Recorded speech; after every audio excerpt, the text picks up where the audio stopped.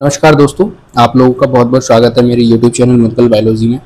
देखिए, आज हम बात करेंगे विज्ञान की शिक्षण विधियों के बारे में, जो कि अपनी सीरीज चल रही है। ठीक है, ये प्रॉपर अपन सेकंड ग्रेड के सिलेबस को कवर कर रहे हैं, लेकिन इसमें कुछ चीज़ें कॉमन है जो कि आपको रीड के अंदर यानी कि थर्ड ग्रेड के अंदर भी देखने के लिए मिल जाएंगी।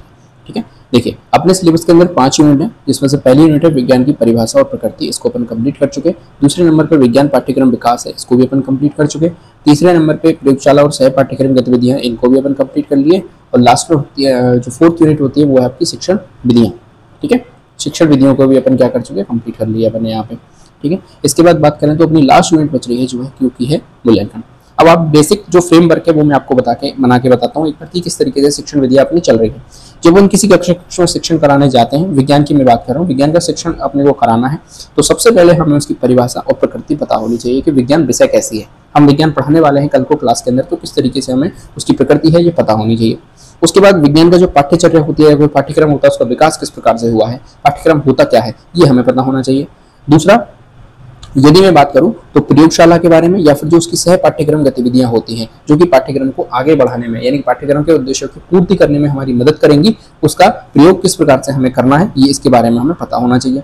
लास्ट में यदि हम शिक्षण कराने चाहते हैं तो कौन कौन सी शिक्षण विधियों का प्रयोग हमें करना चाहिए और कुछ ऐसी शिक्षण जो सहायक सामग्री होती हैं उनका प्रयोग भी हमें किस प्रकार से करना चाहिए, जिससे हमारा जो शिक्षण है अधिक से अधिक प्रभावशाली बने, उसका प्रयोग हमें किस प्रकार से करना है ये भी हमें पता होना चाहिए। और लास्ट में जब हमने कंप्लीट शिक्षण करा दिया तो हमें मूल्यांकन करना पड़ेगा कि जो अपना शिक्षण हमने कराया है वो कितना प्रभावशाली रहा है।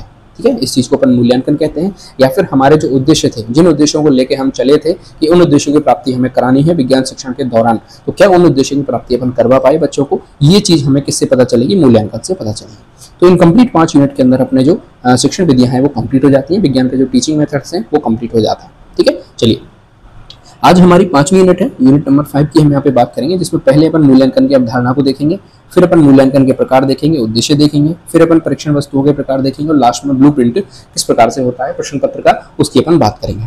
चलिए शुरू कर लेते हैं अपन। सबसे पहले मूल्यांकन की बात करेंगे, एवेल्युएशन जिसे इंग्लिश के अंदर कहते हैं। तो पहले मैं आपको कुछ बेसिक चीजें बता देता हूँ। 3 शब्द हैं अपने जो कि आगे अपने आएंगे और उनको अपन पढ़ेंगे बार बार, वो हमारे सामने देखने को मिलेंगे।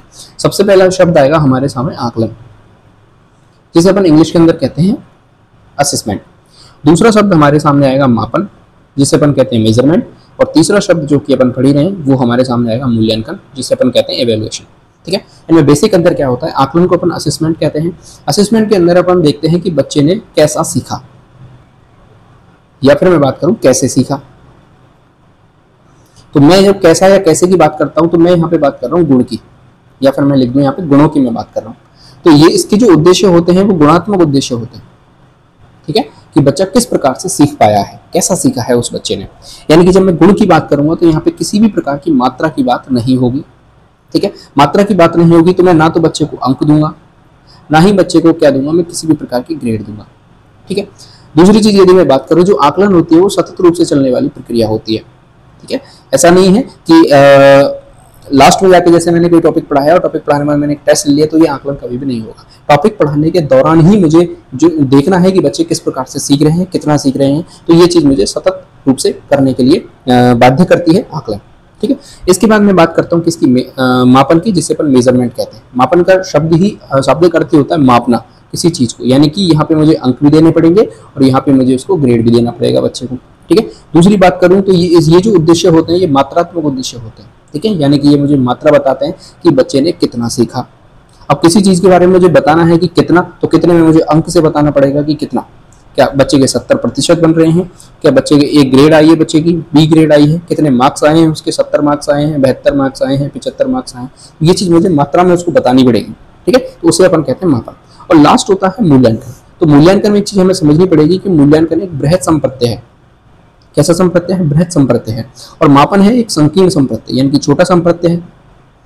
और मूल्यांकन कैसा, बृहत संप्रत्यय। तो जो मापन होता है वो इसके अंदर इंक्लूडेड होता है, मूल्यांकन के अंदर ही सहायक होता है कौन, मापन। क्योंकि इसके यदि हम तोड़ के देखें तो मूल्य प्लस अंकन, किसकी बात कर रहे हैं, मूल्य प्लस अंकन। तो मूल्य के अंदर आ जाते हैं हमारे गुण, गुणों की बात करते हैं, और अंकन का अंदर होता है मापन, यानी कि हमें उन गुणों को अंक के रूप में दर्शाना पड़ेगा, उसे अपन मूल्यांकन कह देते हैं।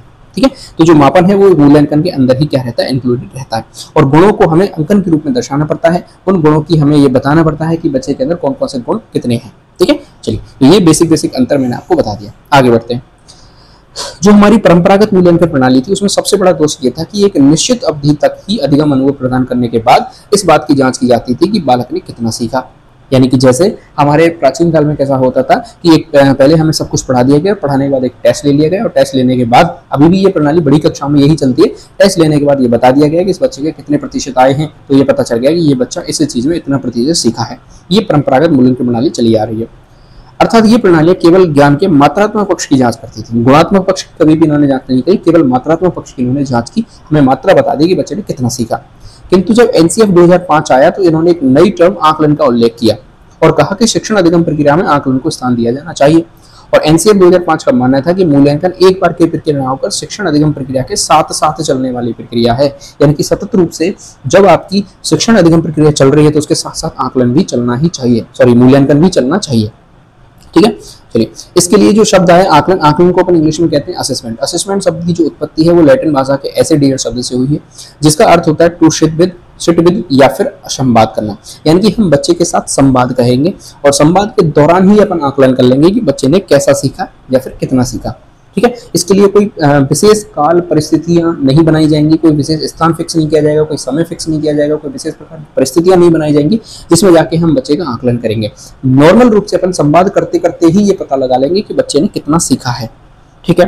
दूसरी चीज, इसमें बच्चे को भी पता नहीं चलेगा कि उसका आकलन हो रहा है। जब अपन टेस्ट देते हैं तो बच्चे को पता चल जाता है कि आज मेरा एग्जाम है तो मुझे पढ़ के जाना है। ठीक है। लेकिन जब संवाद करेंगे अपन उससे नॉर्मली अपन संवाद करेंगे तो उसको ये पता नहीं चलेगा कि आज मेरा टेस्ट हो रहा है या फिर ये मेरा आकलन चल रहा है। ठीक है। चलिए, तो इस प्रकार से अपन कह सकते हैं कि आकलन क्या है। तो आकलन शिक्षण अधिगम प्रक्रिया के दौरान लगातार चलने वाली प्रक्रिया है।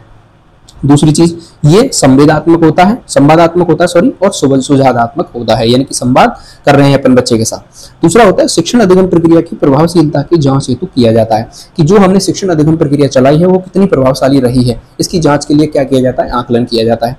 तीसरी चीज, अगली चीज, शिक्षकों तथा विद्यार्थियों दोनों को प्रतिपुष्टि देता है, यानी कि दोनों को फीडबैक मिलता है। जब शिक्षक ने विद्यार्थी से पूछा, जैसे कि फॉर एग्जांपल मैं आपको इसको समझाना चाहूँ, मैं किसी टॉपिक को बच्चों को पढ़ा रहा था, मैंने श्यामपट्ट पे कोई कार्य करा दिया।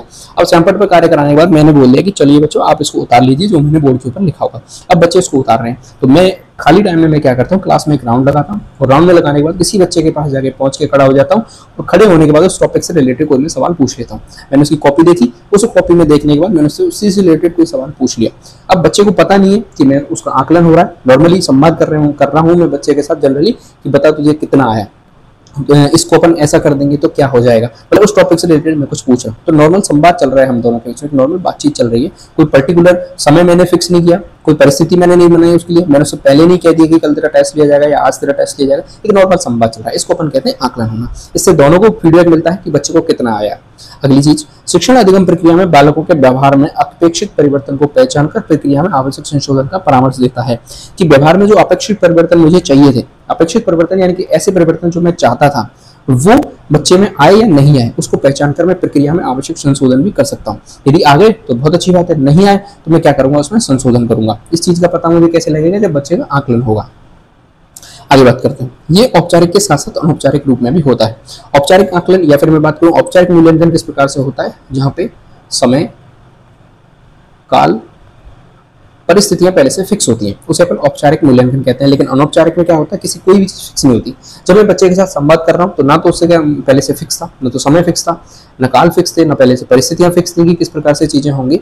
मैंने अचानक रूप से ही वो सारी चीजें कर ली, एक नॉर्मल संवाद हमारे बीच में चल रहा है। इसका जो मुख्य उद्देश्य है वो बालकों की कोई डिवीजन, ग्रेड, अंक या उपलब्धि प्रदान करना नहीं होता। यानी कि जब मैं नॉर्मल बच्चे से संवाद कर रहा हूँ, टॉपिक के बारे में उससे डिस्कस कर रहा हूँ, उससे बात कर रहा हूँ, उससे क्वेश्चन आंसर कर रहा हूँ, तो ना तो मैं उसे डिवीजन दे दूंगा क्लास के दौरान कि तेरे इतने डिवीजन बने हैं, ना मैं किसी के ग्रेड दे दूंगा कि तेरी ए ग्रेड आई, तेरी बी ग्रेड आई, ना मैं कोई उसे अंक दे दूंगा कि तेरे इस टॉपिक में तेरे इतने अंक आए हैं। किसी प्रकार की कोई भी डिवीजन, ग्रेड, अंक नहीं दिए जाएंगे बच्चे को। ये केवल गुणात्मक प्रकृति का होता है, यानी कि केवल हमें ये पता चलता है कि बच्चे ने कैसा सीखा है। ठीक है। अगला जो शब्द आता है मापन, जिसे अपन इंग्लिश के अंदर कहते हैं मेजरमेंट। मेजरमेंट क्या होता है, तो ये मूल्यांकन का ही एक अंग होता है और इसकी प्रकृति केवल मात्रात्मक होती है। मैंने आपको बताया था इसकी प्रकृति कैसी होती है, मात्रात्मक होती है। ये हमें केवल मात्रा के बारे में बताता है कि बच्चे ने कितना सीखा। और दूसरी चीज, ये व्यवहार के केवल संज्ञानात्मक पक्ष की बात करती है। किसकी बात करती है, संज्ञानात्मक पक्ष, यानी कि केवल ज्ञान की बात करती है कि बच्चे को ज्ञान कितना हुआ है। मापन सीखे गए ज्ञान की मात्रा को गणितीय अंकों या संकेतों द्वारा व्यक्त करता है। ठीक है। जैसे किसी बालक के गणित विषय या फिर मैं यहाँ पे लिख दूं विज्ञान विषय की हम यहाँ पे बात कर लें कि विज्ञान विषय 100 में से 72 अंक आते हैं या फिर उसकी बी ग्रेड आती है, तो इसका सीधा सा अर्थ ये है कि उसकी 72% जो दक्षताएं हैं बच्चे को आती हैं तथा 28% दक्षताएं बच्चे नहीं आती हैं विज्ञान विषय के अंदर। ऐसे ही यदि किसी बच्चे के 60% अंक आते हैं विज्ञान विषय के अंदर, तो उस विज्ञान विषय में उसकी 60% दक्षताएं हैं और 40% दक्षताएं उस विषय में उस विद्यार्थी की नहीं है। तो एक आंकड़ा हमें मिल गया, एक अंक हमें मिल गया कि उसकी कितनी प्रतिशत दक्षताएं, 60% दक्षताएं उसकी है। ठीक है, चलिए आगे बढ़ते हैं। तो मापन क्या है, एक संकीर्ण संपत्ति है, ये मैंने आपको बता दिया। अगली जो टर्म आती है हमारे सामने वो है मूल्यांकन। अगली टर्म कौन सी आती है हमारे सामने, मूल्यांकन। मूल्यांकन क्या है, एक व्यापक विस्तृत अवधारणा है, विस्तृत अवधारणा है जिसमें मापन भी क्या होता है, निहित होता है, मैंने आपको बता दिया, किंतु साथ साथ ये उस उपलब्धि के मूल्यों का भी निर्धारण करता है। यानी कि ये भी क्या है, एक प्रकार का गुणात्मक अनुभव या फिर मान गुणात्मक आकलन नहीं होता है। उदाहरण के लिए किसी बालक के गणित में 100 में से 72 अंक आते हैं, मैं यहाँ पे विज्ञान मान लेता हूँ, ठीक है, विज्ञान में मान लीजिए 100 में से 72 अंक आते हैं। यदि इस परीक्षण के साथ साथ यह भी अंकित किया जाए कि बालक में गणनात्मक कौशल कैसे हैं, अमूर्त चिंतन कैसा है, तार्किक क्षमता कितनी है, कौशलात्मक पक्ष की क्या स्थिति है, तो इस प्रकार किया जाने वाला अंकन मूल्यांकन होगा। ठीक है, यानी कि देखिए मैं आपको समझाने की कोशिश करता हूँ। जैसे कि बात करूँ, जैसे विज्ञान में किसी बच्चे के मान के चलिए 72 अंक आए, परीक्षा ली हमने और परीक्षा लेने के बाद हमें पता चल गया कि बच्चे के 72 अंक आए हैं, तो यहाँ तक तो हुआ केवल मापन। और इस 72 अंक के साथ साथ मैं ये भी बता देता हूँ कि इस 72 अंक आने के साथ साथ बच्चे के अंदर, उस बच्चे में उसकी वैज्ञानिक दृष्टिकोण कितना है, ठीक है, बच्चे का कौशलात्मक पक्ष कैसा है। यानी कि मैंने बता दिया कि बच्चे का संज्ञानात्मक पक्ष तो बहुत अच्छा है, यानी कि बच्चा रट बहुत अच्छे से लेता है, चीजों को समझ बहुत अच्छे से लेता है, लेकिन इसका जो कौशलात्मक पक्ष है, यानी कि ये चीजों को खुद से करके नहीं सीख सकता, वो थोड़ा सा क्या है, इसका कमजोर है। तो ये मैंने क्या कर दिया, उसकी गुणों की व्याख्या कर दी। इसका कौशलात्मक पक्ष कैसा है, कमजोर है, भावनात्मक पक्ष कैसा है, कमजोर है, लेकिन संज्ञानात्मक पक्ष उसका कैसा है, बहुत शानदार है, बहुत अच्छा है।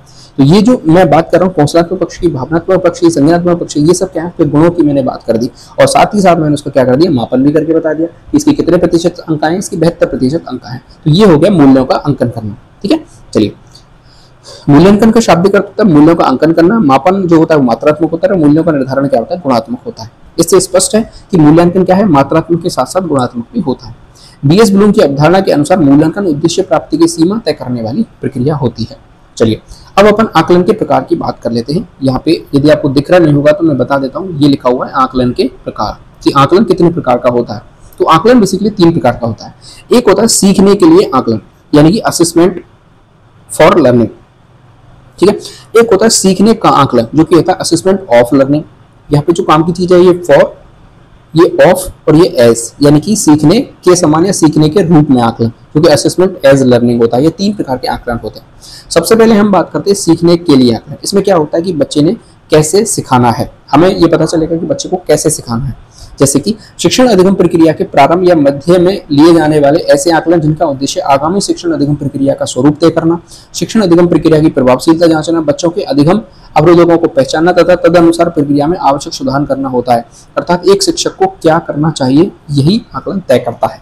यानी कि सीखने के लिए आकलन के अंदर अपन क्या करेंगे, असेसमेंट फॉर लर्निंग। फॉर का मतलब होता है के लिए, यानी कि हमें सिखाना है बच्चे को, कोई चीज सिखानी है तो उसके लिए हमें पहले ही आकलन करना पड़ेगा और हमें आकलन के बाद ये पता चल जाएगा कि हमें कितना सिखाना है किसी बच्चे को, कैसे सिखाना है किसी बच्चे को। मैं उस चीज में जिस उद्देश्य को लेकर मैं चला हूं तो आगामी जो शिक्षण अधिगम प्रक्रिया में लेने वाला हूं उसके लिए मुझे पहले से स्वरूप तय करना पड़ेगा।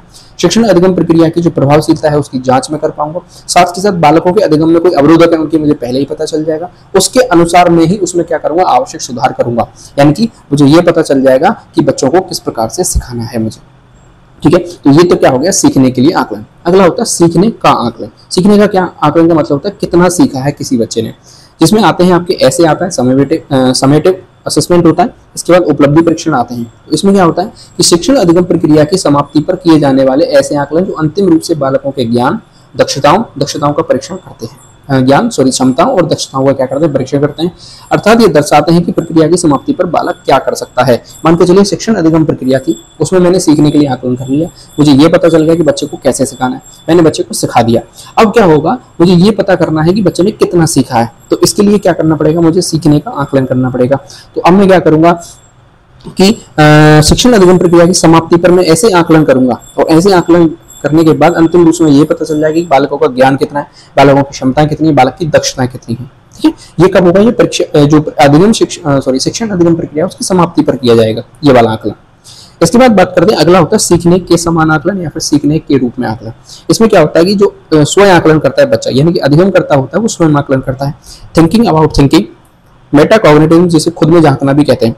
इसमें जो अधिगम करता होता है, यानी कि जो विद्यार्थी होता है, जो लर्नर होता है, वो शिक्षण अधिगम प्रक्रिया के दौरान किया जाने वाला स्वयं आकलन करता है, ताकि वे अपनी कमजोरी के क्षेत्रों को पहचान कर तदनुसार आने वाले सुधार की योजना बना सके। यानी कि इसमें पूरा रोल किसका होता है? अधिगम करता है, यानी कि स्वयं बच्चे का होता है। ये 3 प्रकार के आकलन है, आपको अच्छे से याद करने हैं। चलिए अब अपन थोड़ा सा बेसिक देख लेते हैं, एसपीए और एलएसए में अंतर। ठीक है, जो असेसमेंट है वो 2 प्रकार के और होते हैं। पहले हमने 3 प्रकार के देख लिए, इसके बाद 2 प्रकार के असेसमेंट और होते हैं, जिसमें एक होता है स्कूल बेस्ड असेसमेंट और एक होता है लार्ज स्केल असेसमेंट। एसबीए का मतलब होता है स्कूल बेस्ड असेसमेंट और एलएसए का मतलब होता है large scale assessment. School based assessment के अंदर हम बात करें तो एक शब्द हमें पकड़ में आ रहा है, कौन सा? स्कूल। कौन सा शब्द पकड़ में आ रहा है? स्कूल। स्कूल का मतलब होता है ऐसा आकलन जो विद्यालय स्तर पर किया जाए या विद्यालय के संगठन स्तर पर किया जाए। इसका उद्देश्य होता है कि बालकों का अधिगम स्तर निर्धारित किया जा सके, जिससे एसबीए अपन कहते हैं। इसका मुख्य उद्देश्य है बालकों को ग्रेड देना, जैसे कि बोर्ड के पेपर हो गए, हाफ ईयरली एग्जाम हो गए, ये क्या है अपन स्कूल लेवल पे ही करते हैं सारी चीजें। तो ये ऐसा असेसमेंट होता है जो स्कूल अपने लेवल पे करता है। दूसरा होता है लार्ज स्केल असेसमेंट। इसमें राष्ट्रीय स्तर की बात की जाती है या फिर राज्य स्तर पर लिए जाने वाले ऐसे आकलन जो बालकों का अधिगम स्तर जानकर नई शिक्षा नीतियों या कार्यक्रमों का निर्धारण करते हैं, उसे अपन एलएसए कहते हैं। 2021 में एक आया था जिसे अपन राष्ट्रीय उपलब्धि सर्वेक्षण कहते हैं, जो कि एनएएस था, ये आपने सुना होगा। इस प्रकार के आकलन का उदाहरण है। राज्य स्तर पर एनएएस को एसएएस भी कह देते हैं, जिसे अपन स्टेट अचीवमेंट सर्वे। राष्ट्रीय उपलब्धि सर्वेक्षण उसे अपन एनएएस कहते हैं, नेशनल असेसमेंट अचीवमेंट सर्वे। ठीक, और यदि ये चीज राज्य स्तर पर होगी तो उसे अपन एसएएस कह देंगे, स्टेट अचीवमेंट सर्वे। इसका मुख्य उद्देश्य शिक्षा नीतियों का निर्माण करना होता है। ये राष्ट्रीय स्तर या फिर लार्ज स्केल पे की जाती है, और एक होता है स्कूल बेस्ड, यानी कि जो स्कूल के लेवल पे किया जाता है। अब अपन मूल्यांकन की बात कर लेते हैं, और सबसे पहले मूल्यांकन की कुछ महत्वपूर्ण परिभाषाओं की बात करते हैं। तो देखिए, सबसे पहले होता है क्विलेन और हन ने क्या परिभाषा दी। तो विद्यालय में बालकों के व्यवहार में हुए परिवर्तनों के संबंध में प्रदत्तों का संकलन, यानी सूचना और आंकड़ों का संकलन करना तथा उनकी व्याख्या करना ही क्या होता है? मूल्यांकन होता है। इसके बाद बेस्ले और कार्टराइट ने क्या बोला कि मूल्यांकन शिक्षा की प्रक्रिया का वह अंग है जिसके द्वारा निश्चित समय में शिक्षण के उद्देश्यों की प्राप्ति की जांच की जाती है और अपेक्षित व्यवहार परिवर्तन को मापा जाता है। कोठारी आयोग ने क्या बोला कि मूल्यांकन एक सतत प्रक्रिया है तथा यह शिक्षण अधिगम प्रक्रिया का एक अभिन्न अंग है। मूल्यांकन के द्वारा केवल शैक्षिक उपलब्धि की जांच नहीं की जाती, बल्कि इसे शैक्षिक प्रक्रिया के सुधार में सहायता भी मिलती है। डीएस ब्लूम ने क्या बोला कि मूल्यांकन योग्यता नियंत्रक की व्यवस्था है, जिसमें शिक्षण और अधिगम प्रक्रिया की प्रभावशीलता का क्या किया जाता है? आकलन किया जाता है। मुफात ने क्या बोला? ये परिभाषा है, आपको सीधी याद करनी है। मुफात ने बोला मूल्यांकन एक सतत प्रक्रिया है, यह बालकों की औपचारिक शिक्षण उपलब्धि में कहीं ज्यादा है, यह व्यक्ति के विकास में अधिक रुचि रखती है तथा व्यक्ति के विकास को उसकी भावनाओं, विचारों और क्रियाओं से संबंधित वांछित व्यवहारगत परिवर्तन के रूप में व्यक्त करता है। एनएसपी 2005 के अनुसार क्या है कि मूल्यांकन विभिन्न प्रकार के निर्णय लेने के उद्देश्य से संज्ञानात्मक तथा सह संज्ञानात्मक दोनों ही क्षेत्रों में सीखने की गति और उपलब्धियों के बारे में साक्ष्यों का संकलन करना, विश्लेषण और व्याख्या करने की क्रमबद्ध प्रक्रिया है। इस प्रकार मूल्यांकनों में सूचनाओं का संग्रह, विश्लेषण और निर्णय लेना निहित होता है। अब ये जितनी भी परिभाषाएं पढ़ी हमने, इसके आधार पर मूल्यांकन है क्या? तो मूल्यांकन देखिए, ये पता चल गया कि ये कैसी प्रक्रिया है? एक सतत प्रक्रिया है।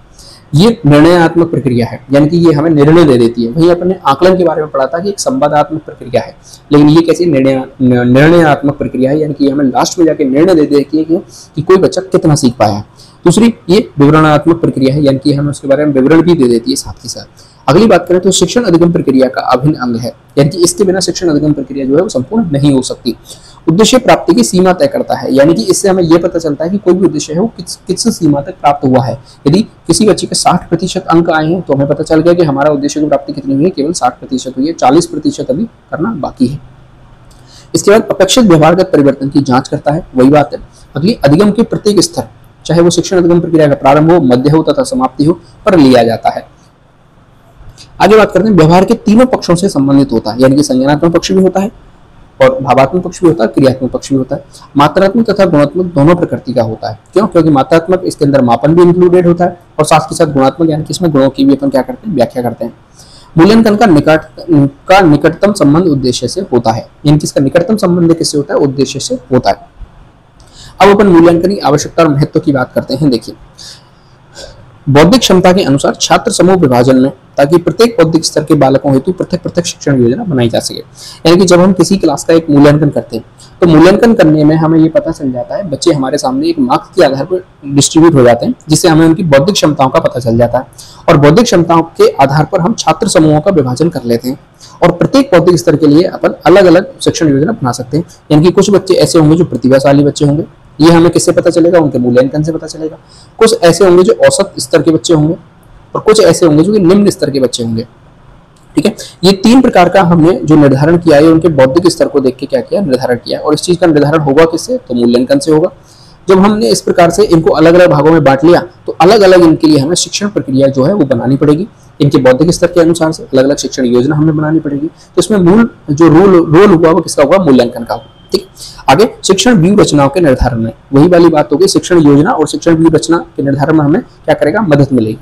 आगे बात करते हैं तो विद्यार्थियों की विभिन्न क्षमताओं, दक्षताओं तथा रुचियों को ध्यान में रखकर उनके कुशल शैक्षिक निर्देशन में, यानी कि हमें उनको शैक्षिक निर्देशन देना है तो हमें उनकी क्षमताओं का पता चल गया मूल्यांकन से, हमें उनकी दक्षताओं का पता चल गया मूल्यांकन से, हमें उनकी रुचियों का पता चल गया मूल्यांकन से। इन सब चीजों को ध्यान में रखकर हम उनके लिए एक कुशल शैक्षिक निर्देशन बना सकते हैं। आगे बात करें तो शिक्षण अधिगम प्रक्रिया के संबंध में प्रतिपुष्टि प्राप्त करके उसे और अधिक प्रभावशाली बनाने में, जिसे अपन असेसमेंट फॉर लर्निंग भी कह देते हैं। तो हमें ये प्रतिपुष्टि मिली, बच्चों की शिक्षण अधिगम प्रक्रिया के संबंध में प्रतिपुष्टि मिली और उसे प्राप्त करके हमने उसको और अधिक प्रभावशाली बनाने पर क्या किया, काम किया। आगे प्रक्रिया की समाप्ति पर बालकों की शैक्षिक उपलब्धियों के निर्धारण में, जब शिक्षण अधिगम प्रक्रिया समाप्त हो गई उसके बाद मूल्यांकन हुआ, मूल्यांकन के बाद हमने क्या की, बालकों की शैक्षिक उपलब्धियां निर्धारित की कि किस बच्चे के कितने नंबर आए हैं। तो ये क्या हो गया, असेसमेंट ऑफ लर्निंग हो गया। आगे बढ़ते हैं पाठ्यचर्या एवं पाठ्यक्रम के अपेक्षित सुधार करने में, कि हमने देखा कि कोई पाठ्यक्रम ऐसा है या फिर कोई पाठ्यचर्या ऐसी है जो बच्चों के बौद्धिक स्तर में किसी प्रकार का सुधार नहीं कर रही है। ठीक है, यानी कि उनके जो शिक्षण स्तर है उसमें किसी प्रकार का सुधार नहीं कर रही है, तो हमें ये आवश्यक हो जाता है कि हमें अपनी पाठ्यचर्या में आवश्यक या फिर अपेक्षित सुधार करने होंगे। मूल्यांकन पद्धतियों के सुधार में, ठीक है, चलिए आगे बात करते हैं कि मूल्यांकन के कुछ स्टेप होते हैं, इवैल्यूएशन होते हैं, कुछ सोपान होते हैं, मूल्यांकन के कुछ स्टेप होते हैं, कुछ सोपान होते हैं, कुछ चरण होते हैं जिससे मूल्यांकन किया जाता है। जैसे ब्लूम के अनुसार मूल्यांकन के 3 सोपान होते हैं, ध्यान रखिएगा। बीएस ब्लूम के अनुसार मूल्यांकन के कितने सोपान होते हैं, 3 सोपान होते हैं। सबसे पहले उद्देश्यों का निर्धारण किया जाता है, परिभाषीकरण किया जाता है। उसके बाद अधिगम अनुभवों की योजना बनाई जाती है और अनुभव प्रदान करना होता है। उसके बाद मूल्यांकन प्रविधियों का चयन किया जाता है और उसके बाद उसके निष्कर्ष निकाले जाते हैं। ये 3 चरण होते हैं, 3 सोपान होते हैं मूल्यांकन में। अब उद्देश्यपूर्ण मूल्यांकन की क्या क्या विशेषता है इसकी बात करते हैं। बहुत ध्यान रखिएगा, यही यहाँ से ही क्वेश्चन बनता है पेपर के अंदर। ठीक है, तो मूल्यांकन की क्या विशेषता होती है। सबसे पहले मूल्यांकन की विशेषता होती है विभेदकारिता। शब्द आपको पकड़ना है, मूल्यांकन की विभेदकारिता। विभेदकारिता शब्द को हमें पकड़ना है, यानी कि डिस्ट्रीब्यूशन वो कर पाए, 2 चीजों में वो विभेद कर पाए। तो मूल्यांकन की पहली विशेषता ये होगी कि वो बच्चों में बौद्धिक स्तर के आधार पर उन्हें विभेद कर पाए। ऐसा मूल्यांकन होना चाहिए जो मूल्यांकन बच्चों में विभिन्न बौद्धिक स्तर के आधार पर क्या कर पाए, विभेद कर पाए। ठीक है, ऐसा मूल्यांकन जो कक्षा के विभिन्न बौद्धिक स्तर के बालकों, जिसमें प्रतिभाशाली आ गए, औसत आ गए और पिछड़े बालक आ गए, उनकी पहचान करने में सक्षम हो। ऐसे मूल्यांकन में सरल, मध्यम, कठिन प्रश्नों का समावेश होता है। ठीक है, जैसे उदाहरण की बात करें तो एक कक्षा के लिए किए गए मूल्यांकन पर कक्षा के सभी विद्यार्थियों ने उत्तर दे दिया, यह मूल्यांकन विभेदकारी नहीं है। मैं एग्जांपल से आपको समझाता हूँ। मान के चलिए मैं 7th क्लास में गया, ठीक है, और 7th क्लास में मेरी 7th क्लास में 25 बच्चे हैं और मैंने एक टेस्ट लिया उनका मूल्यांकन करने के लिए। मैं देखता हूँ मैंने जो चीजें पढ़ाई हैं उन्हें पढ़ाई हुई चीजों में बच्चों को कितना आया है। मैंने एक टेस्ट लिया और टेस्ट लेने के बाद मैंने क्या किया, एक तरह के प्रश्न रख दिए और मैंने रिजल्ट देखा कि 25 के 25 बच्चों के 10 में से 10 नंबर आए हैं। 10 में से क्या है, 10 नंबर आए हैं। तो ये चीज तो प्रैक्टिकली पॉसिबल ही नहीं है, क्योंकि एक क्लास में 25 बच्चे एक जैसे बौद्धिक स्तर के नहीं हो सकते। तो मैंने जो मूल्यांकन किया है उस मूल्यांकन की विभेदकारिता नहीं रही। ठीक है, यानी कि बच्चों के बौद्धिक स्तर के आधार पर वो जो मैं डिस्ट्रीब्यूट करना चाहता था वो डिस्ट्रीब्यूशन हुआ ही नहीं, क्योंकि सभी बच्चों के 25 के 25 हो के 10 में से 10 नंबर आ गए। तो ऐसा मूल्यांकन कभी भी सही मूल्यांकन नहीं होता है। ये मूल्यांकन कभी भी विभेदकारी मूल्यांकन नहीं होगा। ठीक है, क्यों? क्योंकि मैंने इसमें सारे ही प्रश्न कैसे रख दिए, सरल रख दिए। मैंने जितने भी प्रश्न बनाए थे 10 के 10 कैसे रख दिए, सरल प्रश्न रख दिए और 25 के 25 बच्चों ने उसका सही उत्तर दे दिया। जबकि सही मूल्यांकन क्या होना चाहिए था, यदि मुझे विभेदकारिता देखनी है तो सही मूल्यांकन क्या होगा कि मैं मूल्यांकन में सरल प्रश्न भी रखूंगा, मैं उसमें मध्यम प्रश्न भी रखूंगा, मैं उसमें कठिन किस्म के प्रश्न भी रखूंगा। तो जो प्रतिभाशाली बच्चे होंगे वो कठिन प्रश्नों को करेंगे, सरल को भी करेंगे, मध्यम को भी करेंगे और कठिन को भी करेंगे। जो औसत बच्चे होंगे वो सरल प्रश्न करेंगे और मध्यम प्रश्न करेंगे, और जो पिछड़े बच्चे होंगे वो केवल और केवल सरल प्रश्नों को कर लेंगे। जब इस प्रकार से प्रश्नों का बच्चे अटेम्प्ट करेंगे और जब उनके मार्क्स आएंगे तो मैं उनके बौद्धिक स्तर के आधार पर 25 बच्चों को डिस्ट्रीब्यूट कर पाऊंगा, उनको अलग प्रकार से विभेद में कर पाऊंगा। ठीक, तो पहली विशेषता क्या होती है, विभेदकारिता। किसी भी मूल्यांकन में विभेदकारी होना जरूरी है। आगे बात करते हैं वस्तुनिष्ठता। ठीक है, आपने इस वस्तुनिष्ठता में जो शब्द आ रहा है वो वस्तुनिष्ठ आ रहा है। वस्तुनिष्ठ प्रश्न आपने सुने होंगे, जिसे अपन ऑब्जेक्टिव प्रश्न भी कहते हैं। इसका जो मतलब होता है, वस्तुनिष्ठ प्रश्न का मतलब होता है कि ऐसे प्रश्न जिनका जो उत्तर हो वो अद्वितीय हो, जिनका उत्तर क्या हो, अद्वितीय हो। अभी देखिए आगे कि मूल्यांकन का ऐसा गुण जिसमें दिए गए प्रश्नों के अद्वितीय उत्तर होने के कारण, यानी उन प्रश्नों के उत्तर कहीं दूसरे नहीं मिलने चाहिए, कोई दूसरा उत्तर नहीं होना चाहिए। मैंने यदि कोई प्रश्न बनाया, उस प्रश्न का एक ही उत्तर होना चाहिए। परीक्षक बदलने पर भी परिणाम में अंतर नहीं आता, वस्तुनिष्ठता कहलाता है। और जब मैंने उन प्रश्नों को, जैसे मैंने वस्तुनिष्ठ प्रश्न दिए और उन प्रश्नों के उत्तर कैसे हैं, अद्वितीय प्रश्न है, मैंने उन प्रश्नों को अलग अलग परीक्षक से जांच कराई, बच्चों की कॉपियां अलग अलग परीक्षकों से जांच कराई, उनके परिणाम में किसी प्रकार का कोई अंतर नहीं आया, तो इस मूल्यांकन की वस्तुनिष्ठता क्या रही, बनी रही। ठीक है, अर्थात परीक्षक का व्यक्तिगत दृष्टिकोण परिणाम को प्रभावित नहीं करता है, ध्यान रखिएगा। जैसे फॉर एग्जांपल मैं आपको बताना चाहूं कि मैंने बच्चों के लिए 10 प्रश्न दिए, ठीक है, और उन 10 प्रश्नों को मैंने जांच किया। सबसे पहले मैंने जांच किया, क्या किया, मैंने चेक किया उन 10 प्रश्नों को, और बच्चों के जो आंसर आए वो मैंने देख लिए। इसके बाद क्या हुआ, मैंने उस, मेरे साथी टीचर थे एक, और दूसरे जो साथी टीचर से उनसे भी मैंने क्या किया, उस प्रश्न पत्रों को, बच्चों के जो आंसर आए थे उनको चेक कराया, और मैंने देखा कि परिणाम में किसी भी प्रकार का चेंज नहीं आया। क्यों नहीं आया, क्योंकि उन प्रश्नों के जो उत्तर थे वो अद्वितीय थे। कैसे थे, अद्वितीय थे, यानी कि जो प्रश्न का उत्तर है वही फिक्स है। तो अब चाहे उस प्रश्न पत्र को मैं चेक करूं, चाहे मेरे साथी चेक करें, चाहे मेरे दूसरे साथी चेक करें, उनका जो व्यक्तिगत दृष्टिकोण होता है वो परिणाम को प्रभावित नहीं करेगा। जो आंसर फिक्स है वो फिक्स ही रहेगा। तो ये क्या होती है, जो मूल्यांकन की वस्तुनिष्ठता होती है। ठीक है, चलिए वस्तुनिष्ठ प्रश्न अपन देखते भी हैं। जो एमसीक्यू बेस्ड जो क्वेश्चन होते हैं उनमें जो फिक्स आंसर होता है वो एक ही आंसर उसका रहता है। वस्तुनिष्ठ प्रश्न ध्यान से सुनिएगा, जो वस्तुनिष्ठ प्रश्न आते हैं उसमें सबसे पहले तो आवा सादा वाले, यानी कि जो एमसीक्यू क्वेश्चन आते हैं, इसके अलावा जो रिक्त स्थान आते हैं वो भी वस्तुनिष्ठ होते हैं, इसके अलावा सत्य असत्य होते हैं वो भी वस्तुनिष्ठ होते हैं। ठीक है, और जो एक शब्द में उत्तर देने वाले होते हैं वो भी कैसे होते हैं, वस्तुनिष्ठ होते हैं, क्योंकि उनका आंसर भी कैसा होता है, अद्वितीय होता है।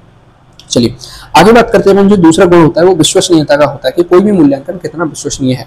तो इसमें क्या होता है कि परीक्षक नहीं बदलता, परीक्षक की परीक्षण की पुनरावृत्ति होती है।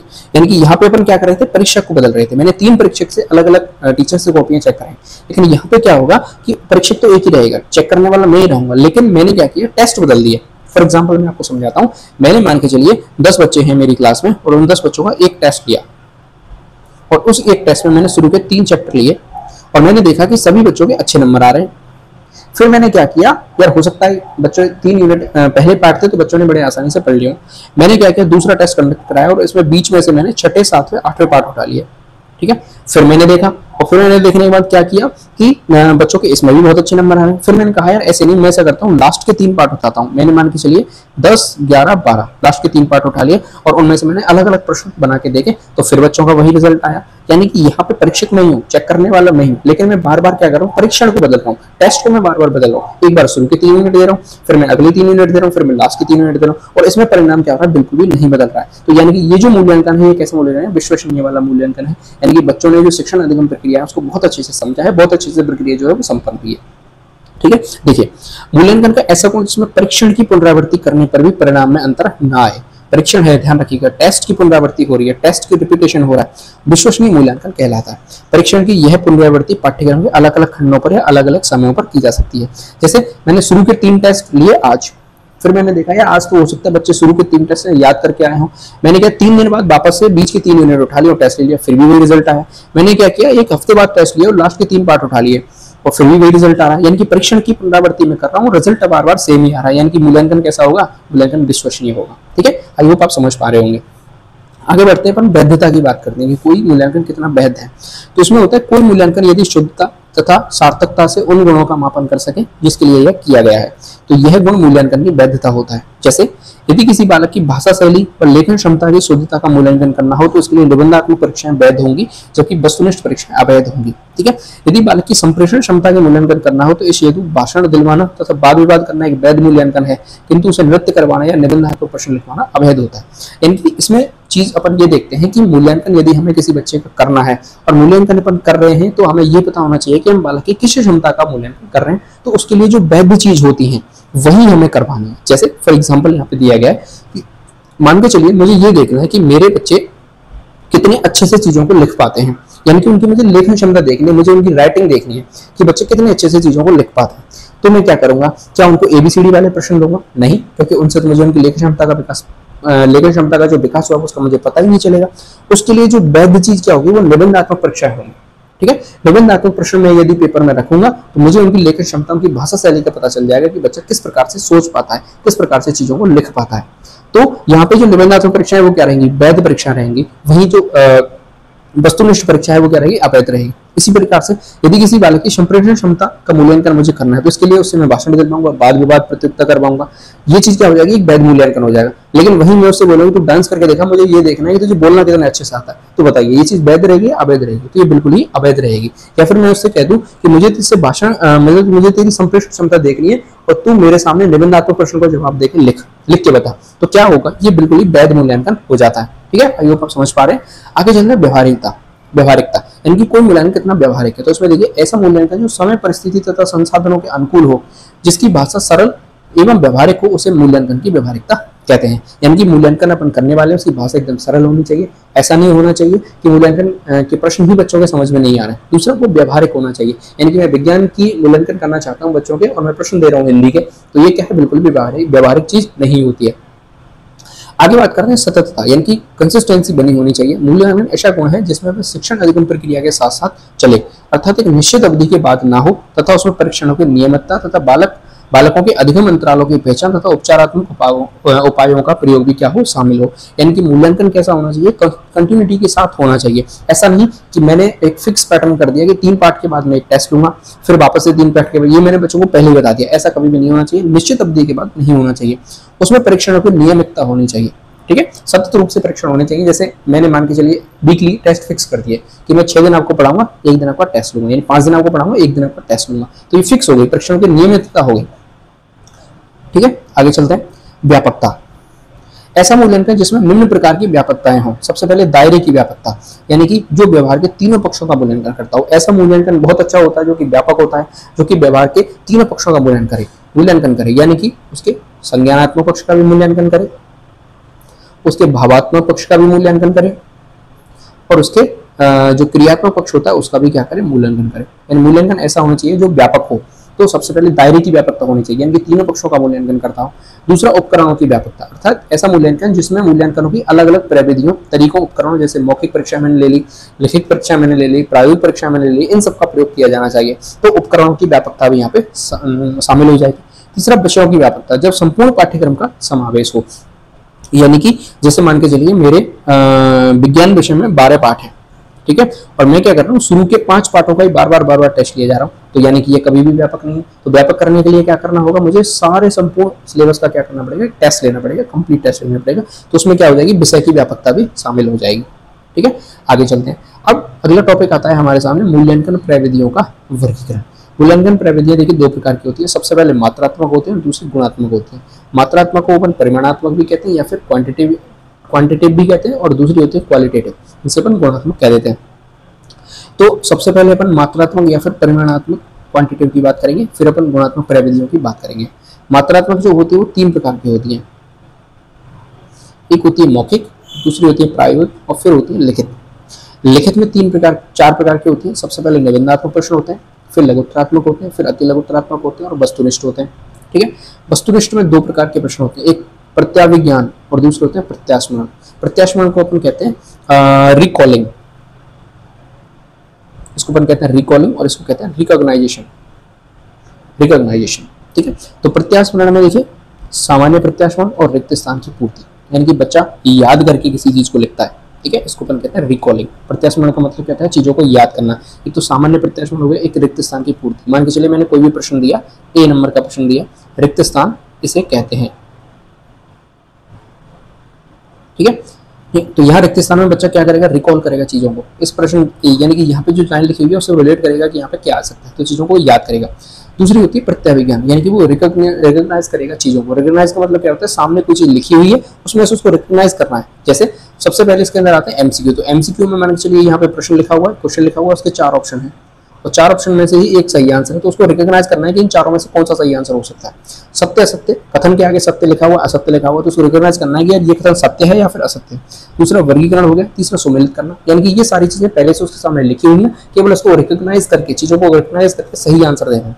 लेकिन प्रत्यास्मरण में क्या करना है, उसको याद करना है, चीजों को वापस से रिकॉल करना है कि जो मैंने पढ़ा था उसको रिकॉल करना होता है। तो ये सारी जो चीजें होती है इसको अपन उपलब्धि परीक्षण के अंदर भी रख लेते हैं।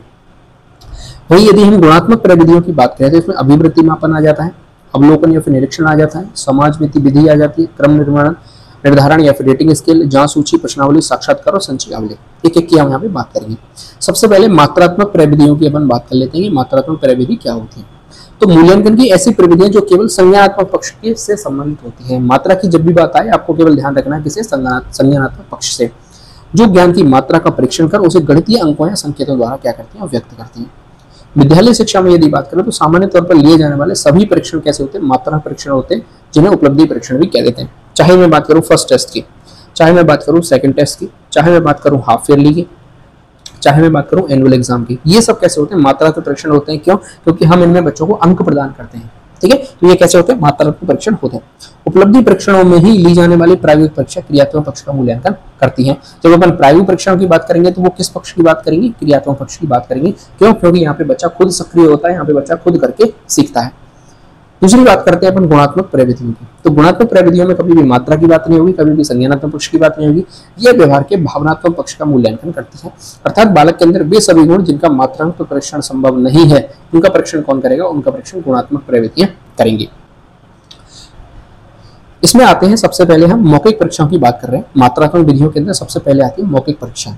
ठीक है, मौखिक परीक्षा के अंदर देखिए ये परीक्षा बालकों की स्मरण शक्ति कि बच्चा किस तरीके से चीजों को याद कर पाता है, उच्चारण दक्षता, उच्चारण क्षमता कि बच्चा चीजों को किस प्रकार से उच्चारित कर पा रहा है, सही उच्चारित कर पा रहा है या गलत कर पा रहा है। एकाग्र चित्ता, बच्चा कितना एकाग्र रूप से क्वेश्चन सुन रहा है, उसका आंसर दे रहा है। अनुक्रिया करने की तीव्रता, मैंने बच्चे से क्वेश्चन पूछा, मान चलिए 10 बच्चे मेरे सामने बैठे हुए, मैंने एक प्रश्न छोड़ा और प्रश्न छोड़ने के बाद मैंने देखा किस बच्चे ने सबसे पहले रिस्पॉन्स किया, तो वो बच्चे की अनुक्रिया करने की तीव्रता मुझे बता रहा है, उसकी त्वरितता बता रहा है कि बच्चा कितना त्वरित है, कितना तीव्र आंसर दे रहा है। दूसरा उसकी सजगता को भी मुझे बता रहा है कि वो बच्चा सजग है, सबसे ज्यादा जिसने सबसे पहले हाथ खड़ा किया। इन चीजों को क्या करती है, परीक्षण करती है, कौन करती है, मौखिक परीक्षाएं करती है। तथा इन्हें लिखित परीक्षाओं की पूरक माना जाता है, सप्लीमेंट्री होती है इनकी। इन परीक्षाओं का प्रयोग प्रारंभिक कक्षा स्तरों पर अधिक किया जाता है, किंतु इनमें विश्वसनीयता व निष्पक्षता के गुण क्या होते हैं, कम होते हैं। ठीक है, यानी इनका प्रयोग कैसा होता है, प्रायोग जो प्रारंभिक कक्षा होती है उनमें किया जाता है। जब आप सेकंड ग्रेड के टीचर बन जाएंगे तो आपको 6, 7, 8 क्लास पढ़ाने के लिए दी जाएंगी। और जब हाफ ईयरली एग्जाम होते हैं या फिर first test second test half yearly exam होते हैं तो उनमें मौखिक परीक्षाएं ली जाती हैं। ठीक है, क्या ली जाती है, मौखिक परीक्षा ली जाती है। 20 या 30 नंबर की, 20 या फिर 30 नंबर की मौखिक परीक्षाएं ली जाती हैं, जिनमें आपको बच्चों से मौखिक परीक्षा लेनी होती है और इनके अंक भी बच्चों से, मतलब बच्चों के जो अंक है वो भी जुड़ते हैं, जुड़ के ही इनका फाइनल रिजल्ट बनता है। ठीक है, चलिए आगे होती है प्रायोगिक परीक्षा। ये क्या लिखा हुआ है, प्रायोगिक परीक्षा लिखा हुआ है। इन परीक्षाओं की प्रकृति भी कैसी होती है, मात्रात्मक होती है और बालकों के क्रियात्मक पक्ष का क्या करके मूल्यांकन करती है। क्यों? क्योंकि इसमें बच्चा खुद से कर रहा है चीजों को। इन परीक्षाओं द्वारा सैद्धांतिक ज्ञान की प्रायोगिक पुष्टि करवाई जाती है, यानी कि जो बच्चा नियम उसने क्लास के अंदर पढ़े, सैद्धांतिक ज्ञान की यानी जो सिद्धांत उसने क्लास के अंदर पढ़े, उनकी प्रायोगिक पुष्टि कहाँ करेगा, वो प्रायोगिक परीक्षा में करेगा। ठीक है, अगली आती है हमारे सामने लिखित परीक्षा, और लिखित परीक्षा में सबसे पहले आती है वस्तुनिष्ठ परीक्षा। वस्तुनिष्ठ में ऐसी परीक्षा जिनमें दिए गए प्रश्नों के उत्तर एक शब्द या दी गई स्थितियों में से किसी एक का चयन कर देना होता है। ये परीक्षा 2 प्रकार की होती है। पहली होती है प्रत्यास्मरण, मैंने आपको बता दिया, एक होती है प्रत्याभिज्ञान। प्रत्यास्मरण को अपन कहते हैं रिकॉलिंग और प्रत्याभिज्ञान को अपन कहते हैं रिकॉग्नाइजेशन। प्रत्यास्मरण में देखिए इस प्रकार के प्रश्नों में बालकों को पुनः स्मरण करके एक शब्द में लिखना होता है, जैसे रिक्त स्थान वाले, पूर्ति वाले प्रश्न, सामान्य प्रत्यास्मरण प्रश्न इसी श्रेणी में आते हैं। आगे बात करें रिकॉग्नाइजेशन की, हम बात करें तो ऐसे प्रश्न जिनमें बालकों को दी गई स्थितियों में से किसी एक स्थिति का चयन करना होता है। जैसे मान चलिए ये क्वेश्चन है, इस क्वेश्चन की 4 स्थितियां मैंने लिख दी ABCD, अब इन चारों में से उसको सही स्थिति का चयन करना है, वही उसका क्या होगा, सही आंसर होगा, अर्थात पहचानना होता है विकल्प में से। ऐसे प्रश्नों में बहुविकल्पी प्रश्न, सत्य असत्य वाले प्रश्न, विषम पद छांटना, सुमेलित करना, सादृश्य पद पहचानना आदि आते हैं। ठीक है, चलिए वस्तुनिष्ठ परीक्षाओं के निम्न गुण होते हैं। इन परीक्षाओं के प्रश्नों के उत्तर सदैव अद्वितीय होते हैं। ठीक है, जैसे मान के चलिए ABCD वाले जो प्रश्न होते हैं उनमें से B ऑप्शन है तो ये अद्वितीय रहेगा, इसका कभी भी आंसर C नहीं हो सकता है, B है तो B ही करेक्ट आंसर रहेगा। इनका जो मूल्यांकन होता है सदैव निष्पक्ष होता है, यानी कि चाहे इसकी कॉपी मैं चेक करूं, चाहे 2 अलग अलग टीचर चेक करें, हमेशा जो इसका आंसर वो सेम रहेगा, यानी कि निष्पक्ष रूप से आंसर इसका मूल्यांकन जो है वो हो पाएगा। इन परीक्षाओं में विश्वसनीयता, व्यापकता और विभेदकारिता के गुण बहुत अधिक रूप से पाए जाते हैं। ठीक है, ये हमने गुण सारे पढ़ लिए। विश्वसनीयता किसे कहते हैं, व्यापकता किसे कहते हैं, विभेदकारिता किसे कहते हैं। यानी कि ये बच्चों जो एग्जाम है मूल्यांकन उसकी विश्वसनीयता को भी बनाए रखेगा। चाहे मैं चेक करूं, चाहे दूसरे चेक करें, चाहे मैं एक यूनिट का टेस्ट ले लूं, दूसरे यूनिट का टेस्ट ले लूं, तीसरे यूनिट का टेस्ट ले लूं, सारे जो है विश्वसनीय रूप से पेपर मेरा बनेगा या फिर मूल्यांकन जो है विश्वसनीय रहेगा। व्यापकता की बात करूं तो मैं संपूर्ण सिलेबस मुझे देना पड़ेगा, संपूर्ण विषय का जो है समावेश में प्रश्नों के अंदर रख दूंगा, तो मेरी जो मूल्यांकन है वो क्या हो जाएगा, व्यापक हो जाएगा। यदि मैं विभेदकारिता की बात करूं तो बच्चों में विभेद करने में भी क्या करेगा, ये मूल्यांकन मेरी मदद करेगा। इन परीक्षाओं के मूल्यांकन को परीक्षक का व्यक्तिगत दृष्टिकोण प्रभावित नहीं करता, ये मैं आपको बता चुका। यानी कि चाहे मैं से मैं चेक कर लूं, चाहे दो अलग अलग टीचर चेक कर लें, उनके व्यक्तिगत दृष्टिकोण इसको प्रभावित नहीं करेगा। इन परीक्षाओं से प्राप्त परिणामों को मानकीकरण किया जा सकता है, यानी कि इसका जो भी रिजल्ट आएगा उसके आधार पर हम कोई भी मानक सेट कर सकते हैं। ठीक है, जैसे कि मैं बात करूं कि यदि हमने एक मानक डिसाइड किया कि जिन बच्चों के 7 से ऊपर नंबर आएंगे, ठीक है, 7 अंक से ज्यादा नंबर आएंगे, वो बच्चे कक्षा में होशियार हैं। फॉर एग्जाम्पल मैं बता रहा हूँ। और एक मैंने सेट किया कि जिन बच्चों के 5 से कम नंबर आएंगे उनमें मुझे वापस पढ़ाने की आवश्यकता पड़ेगी। तो मैंने क्या किया, एक मानक सेट कर लिया, 10 प्रश्न मैंने दिए और वस्तुनिष्ठ प्रश्न मैंने दिए। उनमें से मुझे पता चल गया कि 7 से ऊपर जिसके नंबर आ रहे हैं वो कैसा होशियार है, और 5 से कम नंबर आ रहे हैं उसको मुझे वापस पढ़ाने की आवश्यकता है। तो एक मानक सेट हो गया मेरे दिमाग में। आगे अब वस्तुनिष्ठ परीक्षाओं के कुछ दोष होते हैं। दोष क्या होते हैं, तो ये परीक्षाएं बालकों की भाषा शैली का कभी भी जो है परीक्षण नहीं कर पाती, लेखन क्षमता का परीक्षण नहीं कर पाती, मौलिक अभिव्यक्ति का परीक्षण नहीं कर पाती। भाषा शैली का मतलब आप समझ गए कि कैसी भाषा शैली का प्रयोग बच्चा कर पाता है लिखने में, तो ये तो पता ही नहीं चलता कभी एबीसीडी वाले प्रश्नों में, रिक्त स्थान वाले प्रश्नों में। लेखन क्षमता का विकास भी हमें पता नहीं चलता कि किस प्रकार से बच्चे की लेखन क्षमता है। मौलिक अभिव्यक्ति यानी कि अपने आप को किस प्रकार से बच्चा रिप्रेजेंट करता है, अभिव्यक्ति अपनी प्रकार की अपनी किस प्रकार से वो करता है, तो इसका परीक्षण भी कभी भी ये परीक्षा नहीं कर सकती। विचारों को संगठित करने का कार्य ये नहीं करती है। बच्चे के अलग अलग विचार आ रहे हैं, उस प्रश्न से रिलेटेड अलग अलग विचार आ रहे हैं, तो उसको कभी भी संगठित करने का कार्य वो नहीं करेगी। अगला, बालकों के आलोचनात्मक दृष्टिकोण का पता करने में सक्षम नहीं होती है। अनुमान से उत्तर देने की संभावना बनी रहती है। मैंने उसको 10 प्रश्न दिए और 10 में से किसी बच्चे के 8 प्रश्न सही हुए, क्या मैं ये मान सकता हूँ कि 8 प्रश्न बिल्कुल उसने अपने मन से ही किए होंगे? नहीं, क्योंकि यहाँ पे नेगेटिव मार्किंग नहीं है। तो हो सकता है उसको 5 प्रश्न आते हो और उसने तुक्के मारे हो, बाकी के 5 प्रश्नों में, उन 5 प्रश्नों में से 3 में तुक्का सही लग गया, 2 गलत हो गए, तो तब जाके उसके क्या आ गए, 8 क्वेश्चन सही हो गए। तो यहाँ पे अनुमान से उत्तर देने की संभावना बिल्कुल बनी रहती है। और इनका निर्माण भी क्या होता है, कठिन होता है, क्योंकि जब मैं यहाँ पे व्यापकता की बात करूंगा, यानी कि मुझे संपूर्ण सिलेबस में से जब पेपर बनाना पड़ेगा तो मुझे बहुत सारे प्रश्न बनाने पड़ेंगे और बहुत चीजों को टटोलना पड़ेगा, तो इनका निर्माण क्या हो जाता है, कठिन हो जाता है। केवल स्मरण शक्ति का ये परीक्षण करती है और ज्ञान की गहनता का परीक्षण ये नहीं कर सकती है। ठीक है, आगे चलते हैं निबंधात्मक परीक्षाओं की हम यहाँ पे बात कर लेते हैं। तो जो ऑब्जेक्टिव क्वेश्चंस थे, यानी कि जो वस्तुनिष्ठ परीक्षाएं थी, उनकी अपोजिट जो है वो निबंधात्मक परीक्षाएं होती हैं। तो ऐसी परीक्षाएं जिनमें प्रश्नों के उत्तर वर्णनात्मक और विस्तृत रूप से दिए जाते हैं। इस परीक्षा के निम्न गुण होते हैं। सबसे पहले, बालकों की भाषा शैली, लेखन क्षमता और मौलिक अभिव्यक्ति का परीक्षण करने में ये सक्षम होती है। विचारों के संगठन का ये कार्य करती है। बिल्कुल अपोजिट चल रही है सारी चीजें। बालकों को स्वतंत्र एवं सृजनात्मक अभिव्यक्ति का अवसर उपलब्ध कराती है, यानी कि बच्चा बिल्कुल स्वतंत्र है, अपनी अभिव्यक्ति करने के लिए बच्चा स्वतंत्र है। सृजनात्मक अभिव्यक्ति भी कर सकता है, यानी कि अलग अलग वाक्य भी बना सकता है। ज्ञान की गहनता का परीक्षण करने में भी ये क्या होती है, सक्षम होती है। आलोचनात्मक दृष्टिकोण का पता करने में ये सक्षम होती है। और अनुमान से उत्तर नहीं दिया जा सकता। निबंधात्मक प्रश्न में आप कभी भी अनुमान से उत्तर नहीं लिख सकते। इनका निर्माण सरल होता है। यदि हम इनके दोषों की बात करें, इनमें क्या दोष होता है, परीक्षाओं का मूल्यांकन जो है वो आत्मनिष्ठ अर्थात व्यक्तिनिष्ठ होता है। ठीक है, अर्थात परीक्षक का व्यक्तिगत दृष्टिकोण मूल्यांकन को प्रभावित करता है, ये इसका सबसे बड़ा दोष है। अतः इन्हें निष्पक्ष नहीं माना जा सकता, ये इसका क्या बहुत बड़ा दोष है। यानी कि मैंने मान के चलिए बच्चों को 5 निबंधात्मक प्रश्न दिए और मैंने 2 टीचर से उसकी कॉपी चेक कराई, एक मैंने चेक करी, एक दूसरे टीचर ने चेक करी। अब मान के चलिए मुझे उसकी लेखन शैली बहुत अच्छे से पसंद आ रही है, उसने मेरी जो उसमें सोचा हूँ वही बातें उसने लिखी हैं, लेकिन हो सकता है कि मैं जो बातों को फेवर करता हूँ वो दूसरे टीचर को फेवर नहीं, दूसरा टीचर जो उन बातों को फेवर नहीं करता, तो वो हो सकता है मूल्यांकन में कम अंक दे और मैं उसको अच्छे अंक दे दूँ। तो ये चीज आप समझ पा रहे होंगे, यानी कि व्यक्तिगत दृष्टिकोण होता है वो उस मूल्यांकन को क्या करेगा, प्रभावित करेगा। इन परीक्षाओं में विश्वसनीयता, विविधकारिता के गुण क्या होते हैं, कम होते हैं। संपूर्ण पाठ्यक्रम का प्रतिनिधित्व नहीं करती, अतः व्यापकता का गुण कम होता है। यानी कि आप मान के चलिए एक पेपर में आप जैसे 3 घंटे का पेपर है, उसे 3 घंटे के पेपर में ज्यादा से ज्यादा कितने निबंधात्मक प्रश्न आप बना सकते हो, मैक्सिमम 5, उससे भी ज्यादा 6 से ज्यादा निबंधात्मक प्रश्न आप नहीं बना सकते। तो आप देखिए, मान चलिए कोई भी चैप्टर है आपके, तो 12 पार्ट है विज्ञान विषय में और आपको 6 प्रश्न बनाने हैं, तो आप यदि एक पार्ट से एक चैप्टर भी उठाओगे तो बाकी के 6 चैप्टर क्या हो गए, अछूते रह गए, यानी कि उसको आपने टच ही नहीं किया। तो व्यापकता का गुण क्या होगा, यहाँ पे खत्म हो गया, संपूर्ण पाठ्यक्रम के ऊपर ले ही नहीं पाए। आगे बात करते हैं इन पाठ्यक्रमों के निष्कर्षों का मानकीकरण नहीं किया जा सकता। इन परीक्षाओं के निष्कर्षों का मानकीकरण नहीं कर सकते, यानी कि इससे अपन कोई मानक सेट नहीं कर सकते। रटने की प्रवृत्ति को प्रोत्साहित करती है, ये इसका क्या है, दोष है। आगे बढ़ते हैं, गुणात्मक प्रविधियों की हम यहाँ पे बात कर लेते हैं। ये मैं यहाँ पे वापस लिख देता हूँ कि ये क्या लिखा हुआ है, ये लिखा हुआ है गुणात्मक प्रविधियां। ठीक है, मात्रात्मक प्रविधियां अपनी कंप्लीट हो गई, अब अपन गुणात्मक प्रविधियों की बात कर रहे हैं। सबसे पहले इसमें आती है अभिवृत्ति मापन। इस गुणात्मक प्रविधि में बालकों के दृष्टिकोण की सकारात्मकता नकारात्मकता का पता उनके द्वारा की गई अभिव्यक्ति के आधार पर किया जाता है।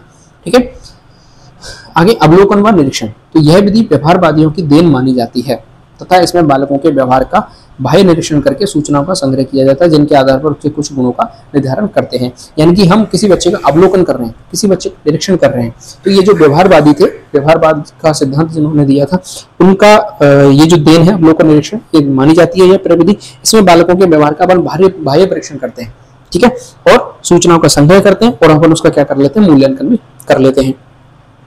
अवलोकन ये जो है दो प्रकार के होते हैं, एक तो नियंत्रित अवलोकन होता है, एक अनियंत्रित अवलोकन होता है। अगली जो प्रविधि आती है वो समाजमिति है। समाजमिति के जो प्रतिपादक है वो जेएल मोरेनो है। इसमें क्या होता है कि एक समूह द्वारा वरीयता निर्धारित करके कुछ विशिष्ट गुणों के आधार पर लोगों का मूल्यांकन किया जाता है। उदाहरण के लिए यदि हम बात करें तो मान चलिए कक्षा का समूह है, उसमें सभी विद्यार्थियों द्वारा अपनी अपनी वरीयताओं के अनुसार कक्षा के सबसे लोकप्रिय विद्यार्थी का चयन किए जाने के बाद उन सभी की वरीयता के आधार पर सर्वाधिक लोकप्रिय व्यक्ति का पता लगाना। समाजमिति का मतलब क्या है कि एक बच्चों का समूह बन गया, एक बच्चों का समाज बन गया, ठीक है। उस समाज में हमने ये एक वोटिंग कराई बच्चों से कि मैंने 4 बच्चे खड़े किए और 4 बच्चों से मैंने पूछा कि आपके बच्चे, आपके स्कूल का सबसे लोकप्रिय वाला कौन है। 4 बच्चे छोड़ी, मैंने एक नॉर्मल सी बात बोली कि आप जैसे क्लास में 20 बच्चे हैं और 20 बच्चों के सामने मैंने बोला कि आप एक एक पर्ची निकालिए और पर्ची में उस बच्चे का नाम लिखिए जो सबसे ज्यादा लोकप्रिय बालक है, ठीक है। अब बच्चे क्या करेंगे, अपनी अपनी वरीयता सेट करेंगे। किसी के लिए, किसी के अनुसार बच्चा लोकप्रिय हो सकता है, जैसे मान चलिए किसी कोई बच्चा सोचता है कि जो कक्षा में सबसे ज्यादा होशियार है वो लोकप्रिय है, ठीक है, तो ये क्या होगी, उसकी खुद की वरीयता होगी। कोई बच्चा सोचता है कि जो बच्चा सबकी मदद करता है वो सबसे ज्यादा लोकप्रिय है, तो ये उसकी वरीयता होगी। कोई बच्चा सोचता है कि जो टीचरों से अच्छा अनुशासन से रहता है, कक्षा में अनुशासन से रहता है, टीचरों का अच्छा सम्मान करता है, वो उसकी वरीयता है।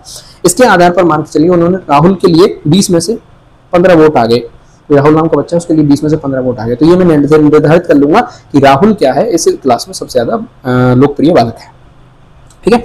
आगे चलिए, अगला होता है क्रम निर्धारण, जिसे अपन रेटिंग स्केल कह देते हैं। तो भावनात्मक पक्ष के कुछ गुणों के मूल्यांकन की यह अच्छी विधि मानी जाती है, जिसमें पूछे गए सभी कथनों के उत्तर पूर्व निर्धारित 3, 5, 7 बिंदुओं के आधार पर दिया जाता है। इनमें से 5 बिंदुओं वाली प्रणाली सर्वाधिक लोकप्रिय है, जिसे 5 पॉइंट रेटिंग स्केल कहा जाता है। ये 5 बिंदु निम्न प्रकार के होते हैं, यानी कि इसमें होगा क्या कि आपसे कोई प्रश्न पूछा जाएगा और उसकी जो रेटिंग है पूर्व निर्धारित बिंदु होंगे, यानी कि ये पहले ही पूर्व निर्धारित होते हैं। इसमें सदैव होता है, अधिकांशतः होता है, औसतन होता है, कभी कभी या कभी नहीं। जैसे प्रश्न रखा जाए किसी बच्चे के लिए कि यह बच्चा विद्यालय आता है, सदैव, अधिकांशतः, औसतन, कभी कभी या कभी नहीं, तो ये क्या हो गई, रेटिंग स्केल हो गई। इसके आधार पर हम बच्चे का जो है व्यवहार का निर्धारण कर सकते हैं, उसके भावनात्मक पक्ष के कुछ गुणों का मूल्यांकन कर सकते हैं। और भावनात्मक पक्ष के कुछ गुणों के मूल्यांकन के लिए यह एक अच्छी विधि मानी जाती है, रेटिंग स्केल, यानी कि हम किसी चीज को रेटिंग कर रहे हैं। जब आप ऑनलाइन शॉपिंग करते हैं तो वहां पे जब डिलीवरी हमारे पास कंप्लीट हो जाती है तो स्टार से बने आते हैं 5 स्टार। उन 5 स्टार में से हमें रेटिंग करनी होती है कि ये प्रोडक्ट कैसा है। तो 3 स्टार दे रहे हैं, कोई 2 स्टार देता है, कोई 1 स्टार देता है, तो वो क्या होगी, उसकी रेटिंग स्केल हो जाती है। उससे उस प्रोडक्ट का निर्धारण होता है कि उसकी रेटिंग कैसी है, ठीक है। चलिए, अगली होती है जांच सूची। जांच सूची क्या होती है, यह विधि भी भावनात्मक पक्ष के कुछ गुणों का मूल्यांकन करती है। इसमें पूछे गए सभी प्रश्नों के उत्तर केवल हाँ या ना में ही होते हैं या फिर देने होते हैं। अगली होती है प्रश्नावली विधि। इसके प्रतिपादक कौन थे, वुडवर्थ। कौन थे, वुडवर्थ। इस विधि में जिस व्यक्ति के गुणों का मूल्यांकन करना होता है उसे कुछ प्रकार की प्रश्नावलियां दी जाती हैं, जिसके उत्तर उस व्यक्ति को स्वयं देने होते हैं। और प्रश्नावलियां 4 प्रकार की होती हैं। सबसे पहले होती है बंद प्रश्नावली, जिसमें जो प्रश्न होते हैं वो फिक्स होते हैं, उनके उत्तर भी फिक्स होते हैं। एक दूसरी होती है खुली प्रश्नावली, जिसमें प्रश्न फिक्स होते हैं लेकिन उनके उत्तर फिक्स नहीं होते। दूसरी होती है मिश्रित प्रश्नावली, जिसमें कुछ प्रश्न ऐसे होते हैं जिनके प्रश्न जो उत्तर है वो फिक्स है, जिनके उत्तर फिक्स नहीं है, उनमें से आप कुछ भी लिख के दे सकते हैं। और एक होती है सचित्र प्रश्नावली, जिसमें चित्र बने हुए होते हैं और आप उनमें से सही चुनना होता है। व्यक्ति द्वारा दिए गए उत्तरों का विश्लेषण करके उसके गुणों का मूल्यांकन किया जा सकता है। अगला होता है साक्षात्कार, जिसे अपन इंटरव्यू कह देते हैं। ये क्या होता है, देखिए, यह व्यक्तित्व मूल्यांकन की अत्यंत प्रचलित व लोकप्रिय विधि है, जिसमें व्यक्ति को सम्मुख बैठाकर सामने बिठा लिया जाएगा, उससे मौखिक प्रश्न पूछे जाएंगे जो व्यक्तित्व के अलग अलग पक्षों से संबंधित होता है। उस व्यक्ति द्वारा दिए गए उत्तरों का विश्लेषण करके व्यक्ति का मूल्यांकन करते हैं। साक्षात्कार जो है 3 प्रकार के होते हैं। सबसे पहला होता है संरचित, दूसरा होता है असंरचित और तीसरा होता है अर्ध संरचित। संरचित का मतलब होता है कि पूछे जाने वाले प्रश्न पहले से फिक्स होते हैं, पूर्व नियोजित होते हैं, और असंरचित का मतलब होता है कि पूछे जाने वाले प्रश्न पूर्व नियोजित नहीं होते बल्कि तत्कालिक परिस्थितियों के अनुसार बनाए जाते हैं। यानी कि दो प्रकार के इंटरव्यू होते हैं। एक इंटरव्यू ऐसा होता है कि सामने जो पैनल बैठा हुआ है, आप उसके सामने बैठाने के बाद जो मौखिक प्रश्न पूछे जाएंगे और पहले से वो प्रश्न क्या है फिक्स है, केवल आपको उनके क्या देने उत्तर देने, और अलग अलग व्यक्ति उनके उत्तर अलग अलग देगा। ठीक है, अलग अलग देगा, उसके आधार पर उसके व्यक्तित्व का क्या कर लिया जाएगा, मूल्यांकन कर लिया जाएगा। दूसरा होता है असंरचित। असंरचित का मतलब क्या होता है कि प्रश्न पहले से फिक्स नहीं होते, पूर्व नियोजित नहीं होते, तत्काल परिस्थितियों के अनुसार प्रश्न बना के आपसे पूछे जाएंगे और तब आपके व्यक्तित्व का क्या किया जाएगा, मूल्यांकन किया जाएगा। एक होता है अर्ध संरचित, यानी कि कुछ प्रश्न ऐसे होते हैं जो पहले से फिक्स होते हैं, कुछ प्रश्न ऐसे होते हैं परिस्थिति के अनुसार बनाए जाते हैं। ठीक, आगे चलते हैं संचयी अभिलेख। संचयी अभिलेख क्या होता है, बच्चों का जो प्रोग्रेस कार्ड होता है जिसमें बच्चे का पूरा जो मूल्यांकन है वो रखा हुआ होता है और एक उसको संचय करके रखा जाता है, जिसे संचयी अभिलेख कहते हैं। ठीक है, अब देखिए आगे बात करते हैं, एक बहुत ही इंपॉर्टेंट टॉपिक आता है सीसीई के बारे में। ठीक है, पहले सीसीई की फुल फॉर्म देख लेते हैं अपन, कंटिन्यूअस कॉम्प्रहेंसिव इवैल्यूएशन, या फिर इसे असेसमेंट भी कहते हैं, जिसे सीसीए हो जाता है, यानी कि समग्र सतत मूल्यांकन, जिसे अपन हिंदी के अंदर कहते हैं। ठीक है, तो जो परंपरागत मूल्यांकन प्रणाली थी जो अपन पिछले देखते आ रहे हैं अब तक, उसमें प्रमुख दोष ये था कि पहला दोष कि वे एक निश्चित अवधि तक अधिगम अनुभव प्रदान कर देने के बाद केवल औपचारिक तरीके से मूल्यांकन करते थे। ये अपन देख रहे थे कि समय फिक्स था, काल फिक्स था, परिस्थितियां फिक्स थी, यानी कि वो तरीका कैसा था, एक औपचारिक तरीका था, केवल यही तरीका था। इस प्रकार का मूल्यांकन सतत नहीं था।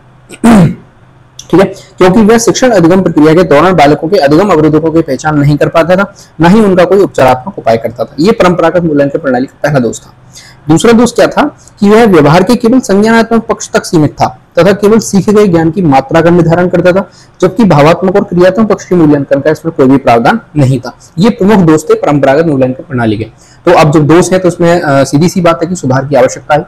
तो सुधार की आवश्यकता के लिए एनसीएफ 2005 ने क्या किया, मूल्यांकन जो प्राविधियां थी इनमें एक बड़े बदलाव की सिफारिश की और कहा कि मूल्यांकन प्रक्रिया एक बार ना होकर शिक्षण अधिगम प्रक्रिया के साथ साथ लगातार चलने वाली प्रक्रिया है, और मूल्यांकन में जो होना चाहिए मुख्य रूप से व्यवहार के तीनों पक्षों को शामिल किया जाना चाहिए, यानी कि संज्ञानात्मक पक्ष भी होना चाहिए, भावात्मक पक्ष भी होना चाहिए और क्रियात्मक पक्ष भी होना चाहिए।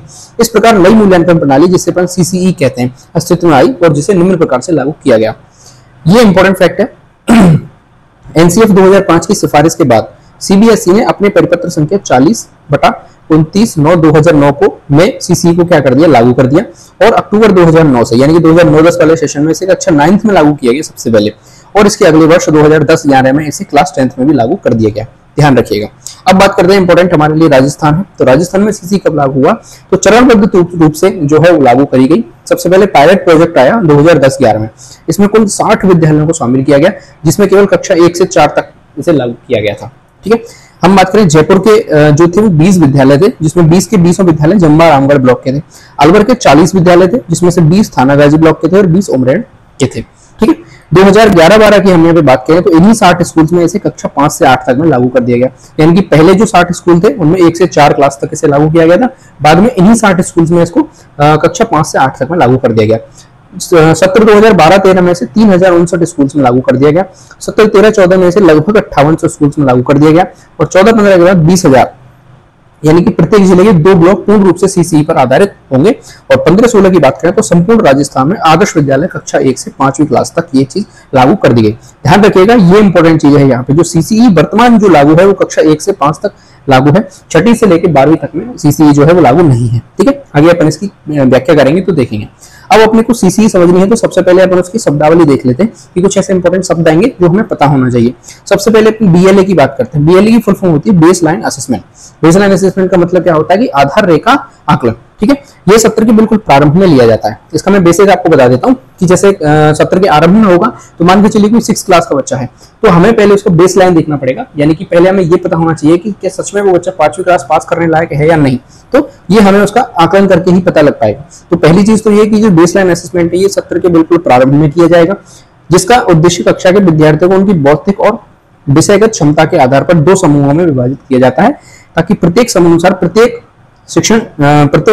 जो विद्यार्थी के लिए अलग से शिक्षण योजना बनाई जा सके।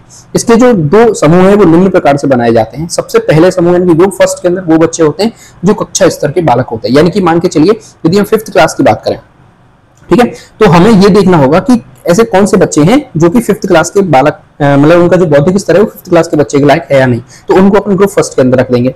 इनकी जो शिक्षण योजना रहेगी वो क्षमता संवर्धन योजना कहलाती है, ठीक है। इसके बाद दूसरा ग्रुप बनेगा जिसमें कक्षा स्तर के नीचे के बालकों की, कुछ ऐसे बालक भी कक्षा में हमारे सामने निकल के आएंगे जिनका बौद्धिक स्तर 5th क्लास के लायक नहीं है, या तो वो 4th क्लास वाले होंगे या 3rd होंगे या फिर 2nd क्लास जितना उनका स्तर होगा। तो इनकी जो शिक्षण योजना है वो बुनियादी दक्षता आधारित शिक्षण योजना कहलाएगी, यानी कि पहले इनकी जो बुनियादी दक्षता है उसको हमें इंप्रूव करना पड़ेगा, तब जाके वो कहां पहुंच पाएंगे। पहले अपने स्तर के लेवल तक तो आए एक बार, फिर उनकी क्षमता को अपन संवर्धित करेंगे, यानी कि वृद्धि करेंगे उनकी क्षमता में, ठीक है। चलिए, बीएलए जो है वो कक्षा 2nd से प्रारंभ हो जाता है, ध्यान रखिएगा, इंपॉर्टेंट फैक्ट है। बीएलए केवल भाषा विषयों तथा गणित का ही किया जाता है, ठीक है। पर्यावरण, एसएसटी, साइंस इन विषयों में नहीं होता, ध्यान रखिएगा। भाषा विषयों में हिंदी, इंग्लिश आती है और गणित आता है, क्योंकि गणित में 2 मूलभूत दक्षताएं की आवश्यकता पड़ती है। सबसे पहले संख्या ज्ञान होता है और संक्रिय ज्ञान होता है। भाषा विषयों में बात करें तो 4 मूलभूत दक्षताएं होती हैं। सबसे पहला एल, एस, आर और डब्ल्यू। इनके फुल फॉर्म क्या होती है? तो एल का मतलब होता है लिसनिंग यानी कि सुनना, एस का मतलब होता है स्पीक यानी कि बोलना, आर का मतलब होता है रीडिंग यानी कि पढ़ना, और डब्ल्यू का मतलब होता है राइटिंग यानी कि लिखना। यानी कि ये जो दक्षता है भाषा के अंदर ही आनी चाहिए, यानी कि सबसे पहले वो सुन पाए, भाषा को समझ पाए, दूसरा उसके अंदर वो स्पीक कर पाए, भाषा को बोल पाए, तीसरा होता है रीडिंग यानी कि वो भाषा है उसको पढ़ पाए, और चौथा होता है राइटिंग यानी कि वो भाषा को लिख पाए। तो ये 4 मूलभूत दक्षताएं होती है भाषा विषयों के अंदर। और गणित की बात करें तो उसमें 2 मूलभूत दक्षताएं होती है, संख्या ज्ञान होते हैं और संक्रिय ज्ञान होता है। क्वेश्चन बनेगा तो यहाँ से भी क्वेश्चन बन सकता है, ठीक है। बाकी विज्ञान, पर्यावरण, एसएसटी इनकी जो है डीएलए नहीं किया जाता, ध्यान रखिएगा। जबकि पर्यावरण, विज्ञान और सामाजिक में कोई मूलभूत दक्षताएं नहीं होती हैं, इसलिए इनका नहीं किया जाता।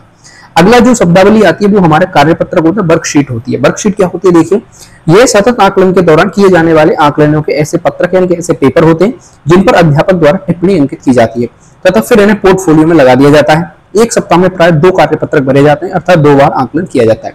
तो कार्यपत्रक बेसिकली है क्या? तो कार्यपत्रक क्या है? एक प्रकार के ऐसे टेस्ट पेपर्स होते हैं जिनमें उस जो भी बच्चा पढ़ रहा है, जो भी वो छोटी क्लासों में बच्चा पढ़ रहा है, उसमें पढ़ने के उसके कुछ क्वेश्चंस वहां पे लिखे हुए होते हैं, और जो भी हमने उसको पढ़ा है उसकी दक्षताएं वहां पे लिखी हुई होती है कि क्या इन दक्षताओं को बच्चा पूरा कर पा रहा है या नहीं कर पा रहा। अगर बच्चा कर पा रहा है तो हम लिख देते हैं कि बच्चा जो है इन चीजों को सीख चुका है, और यदि वो नहीं कर पा रहा है तो हम उस कार्यपत्र के अंदर कभी भी नेगेटिव फीडबैक नहीं लिखेंगे, यानी उसके अंदर हम ये नहीं लिखेंगे कि बच्चा इन चीजों को नहीं सीख पा रहा है, बल्कि हम ये लिखेंगे कि बच्चा जो है इनमें मतलब हमें इसको और आगे काम करने की आवश्यकता है। ये इसमें पॉजिटिव फीडबैक हमेशा लिखा जाता है, ध्यान रखिएगा। तो ये वर्कशीट हो जाती है। आगे बढ़ते हैं अपन पोर्टफोलियो। तो पोर्टफोलियो क्या होता है? ये एक ऐसी फाइल होती है, यानी कि एक ऐसी फाइल होती है जिसमें सभी आकलन पत्रकों को, जो अपन वर्कशीट की बात कर रहे थे, उनको साथ करके लिखा जाएगा, और साथ ही साथ उनमें अन्य सभी लिखित कार्यों का दस्तावेज भी संग्रह रखा जाएगा। यानी कि एक ऐसी फाइल बनेगी, प्रत्येक बच्चे की अलग अलग फाइल बनेगी, जिसे अपन पोर्टफोलियो कहेंगे, जिसके अंदर उसके कार्यपत्रक लगे होंगे। इसके अलावा कोई भी उसके लिखित कार्यों का जो भी दस्तावेज होगा उस सबका संग्रह है, जो कि पोर्टफोलियो कहलाता है। पोर्टफोलियो जो है बालक की अधिगम प्रकृति को दर्शाता है कि बच्चा जो है कितना सीख पाया। अब यहाँ पे देखिए, जो कार्यपत्रक है वो प्रत्येक सप्ताह में, एक सप्ताह में 2 कार्यपत्रक भरे जा रहे हैं, तो हर कार्यपत्रक उसका रखा जाएगा कहाँ पे? पोर्टफोलियो के अंदर, ठीक है।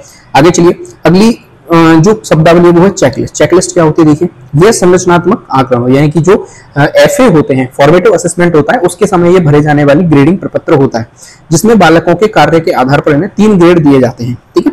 3 ग्रेड दिए जाएंगे, ए, बी और सी। अब इनका मतलब क्या है? यानी किसी बच्चे का हमने एफए किया, फॉर्मेटिव असेसमेंट किया, उसमें हमने मान चले बच्चे को ए ग्रेड दी, तो ए ग्रेड का मतलब क्या है कि जो बालक है वो बिना अध्यापक की सहायता के दिए गए कार्य को कर सकता है। यदि हमने बी ग्रेड दी है तो अध्यापक की थोड़ी सहायता से दिए गए कार्य को कर लेता है। जब अध्यापक की बहुत अधिक सहायता लेनी पड़े तो वो कार्य कर पाता है, तो हम उसे सी ग्रेड देंगे, ठीक है, ध्यान रखिएगा। आगे अपन बढ़ते हैं तो स्के फोल्डिंग। स्के फोल्डिंग क्या होता है कि वाइगोत्स्की का आपने सिद्धांत पढ़ा होगा, वहां पे ये शब्द आपने जरूर देखा होगा, स्के फोल्डिंग।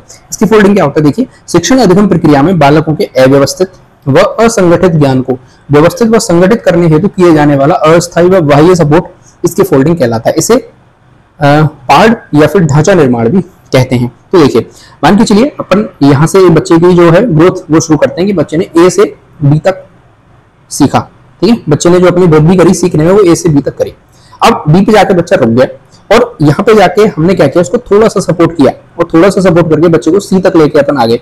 अब ये जो सपोर्ट है ये हमने किया, यानी कि शिक्षक ने किया। तो ये जो सपोर्ट है ये अस्थायी और बाह्य सपोर्ट है, तो इसको अपन क्या कहेंगे? स्के फोल्डिंग कहेंगे। क्या कहेंगे? इसको स्के फोल्डिंग कहेंगे, ध्यान रखिएगा, ठीक है। आगे अपन बढ़ते हैं पीयर असेसमेंट। पीयर असेसमेंट क्या होता है कि समवयस्क समूह द्वारा किया गया आकलन पीयर असेसमेंट कहलाता है। समवयस्क यानी कि जो बच्चा है उसकी खुद की उम्र के बच्चे उसकी खुद की उम्र के बच्चे, समवयस्क का मतलब ये होता है उसकी खुद की उम्र के बच्चों का ग्रुप बनेगा, वो भी क्या करेंगे, आपस में एक दूसरे का आकलन करेंगे, इसे अपन पीयर असेसमेंट भी कह देते हैं। अगला होता है एंक्लेडोटल रिकॉर्ड या फिर उपाख्यान या फिर घटनाव्रत। ये क्या होता है, ऐसा रिकॉर्डों का संग्रह होता है जिसमें बालक की समस्त उपलब्धियां, विभिन्न गतिविधियों में सहभागिता आदि से संबंधित दस्तावेज रखे जाते हैं, यानी एक तरह का ये रिकॉर्ड होता है बच्चे का। ठीक है, आगे बढ़ते हैं। यह रिकॉर्ड बालकों की योग्यता व क्षमताओं को दर्शाता है।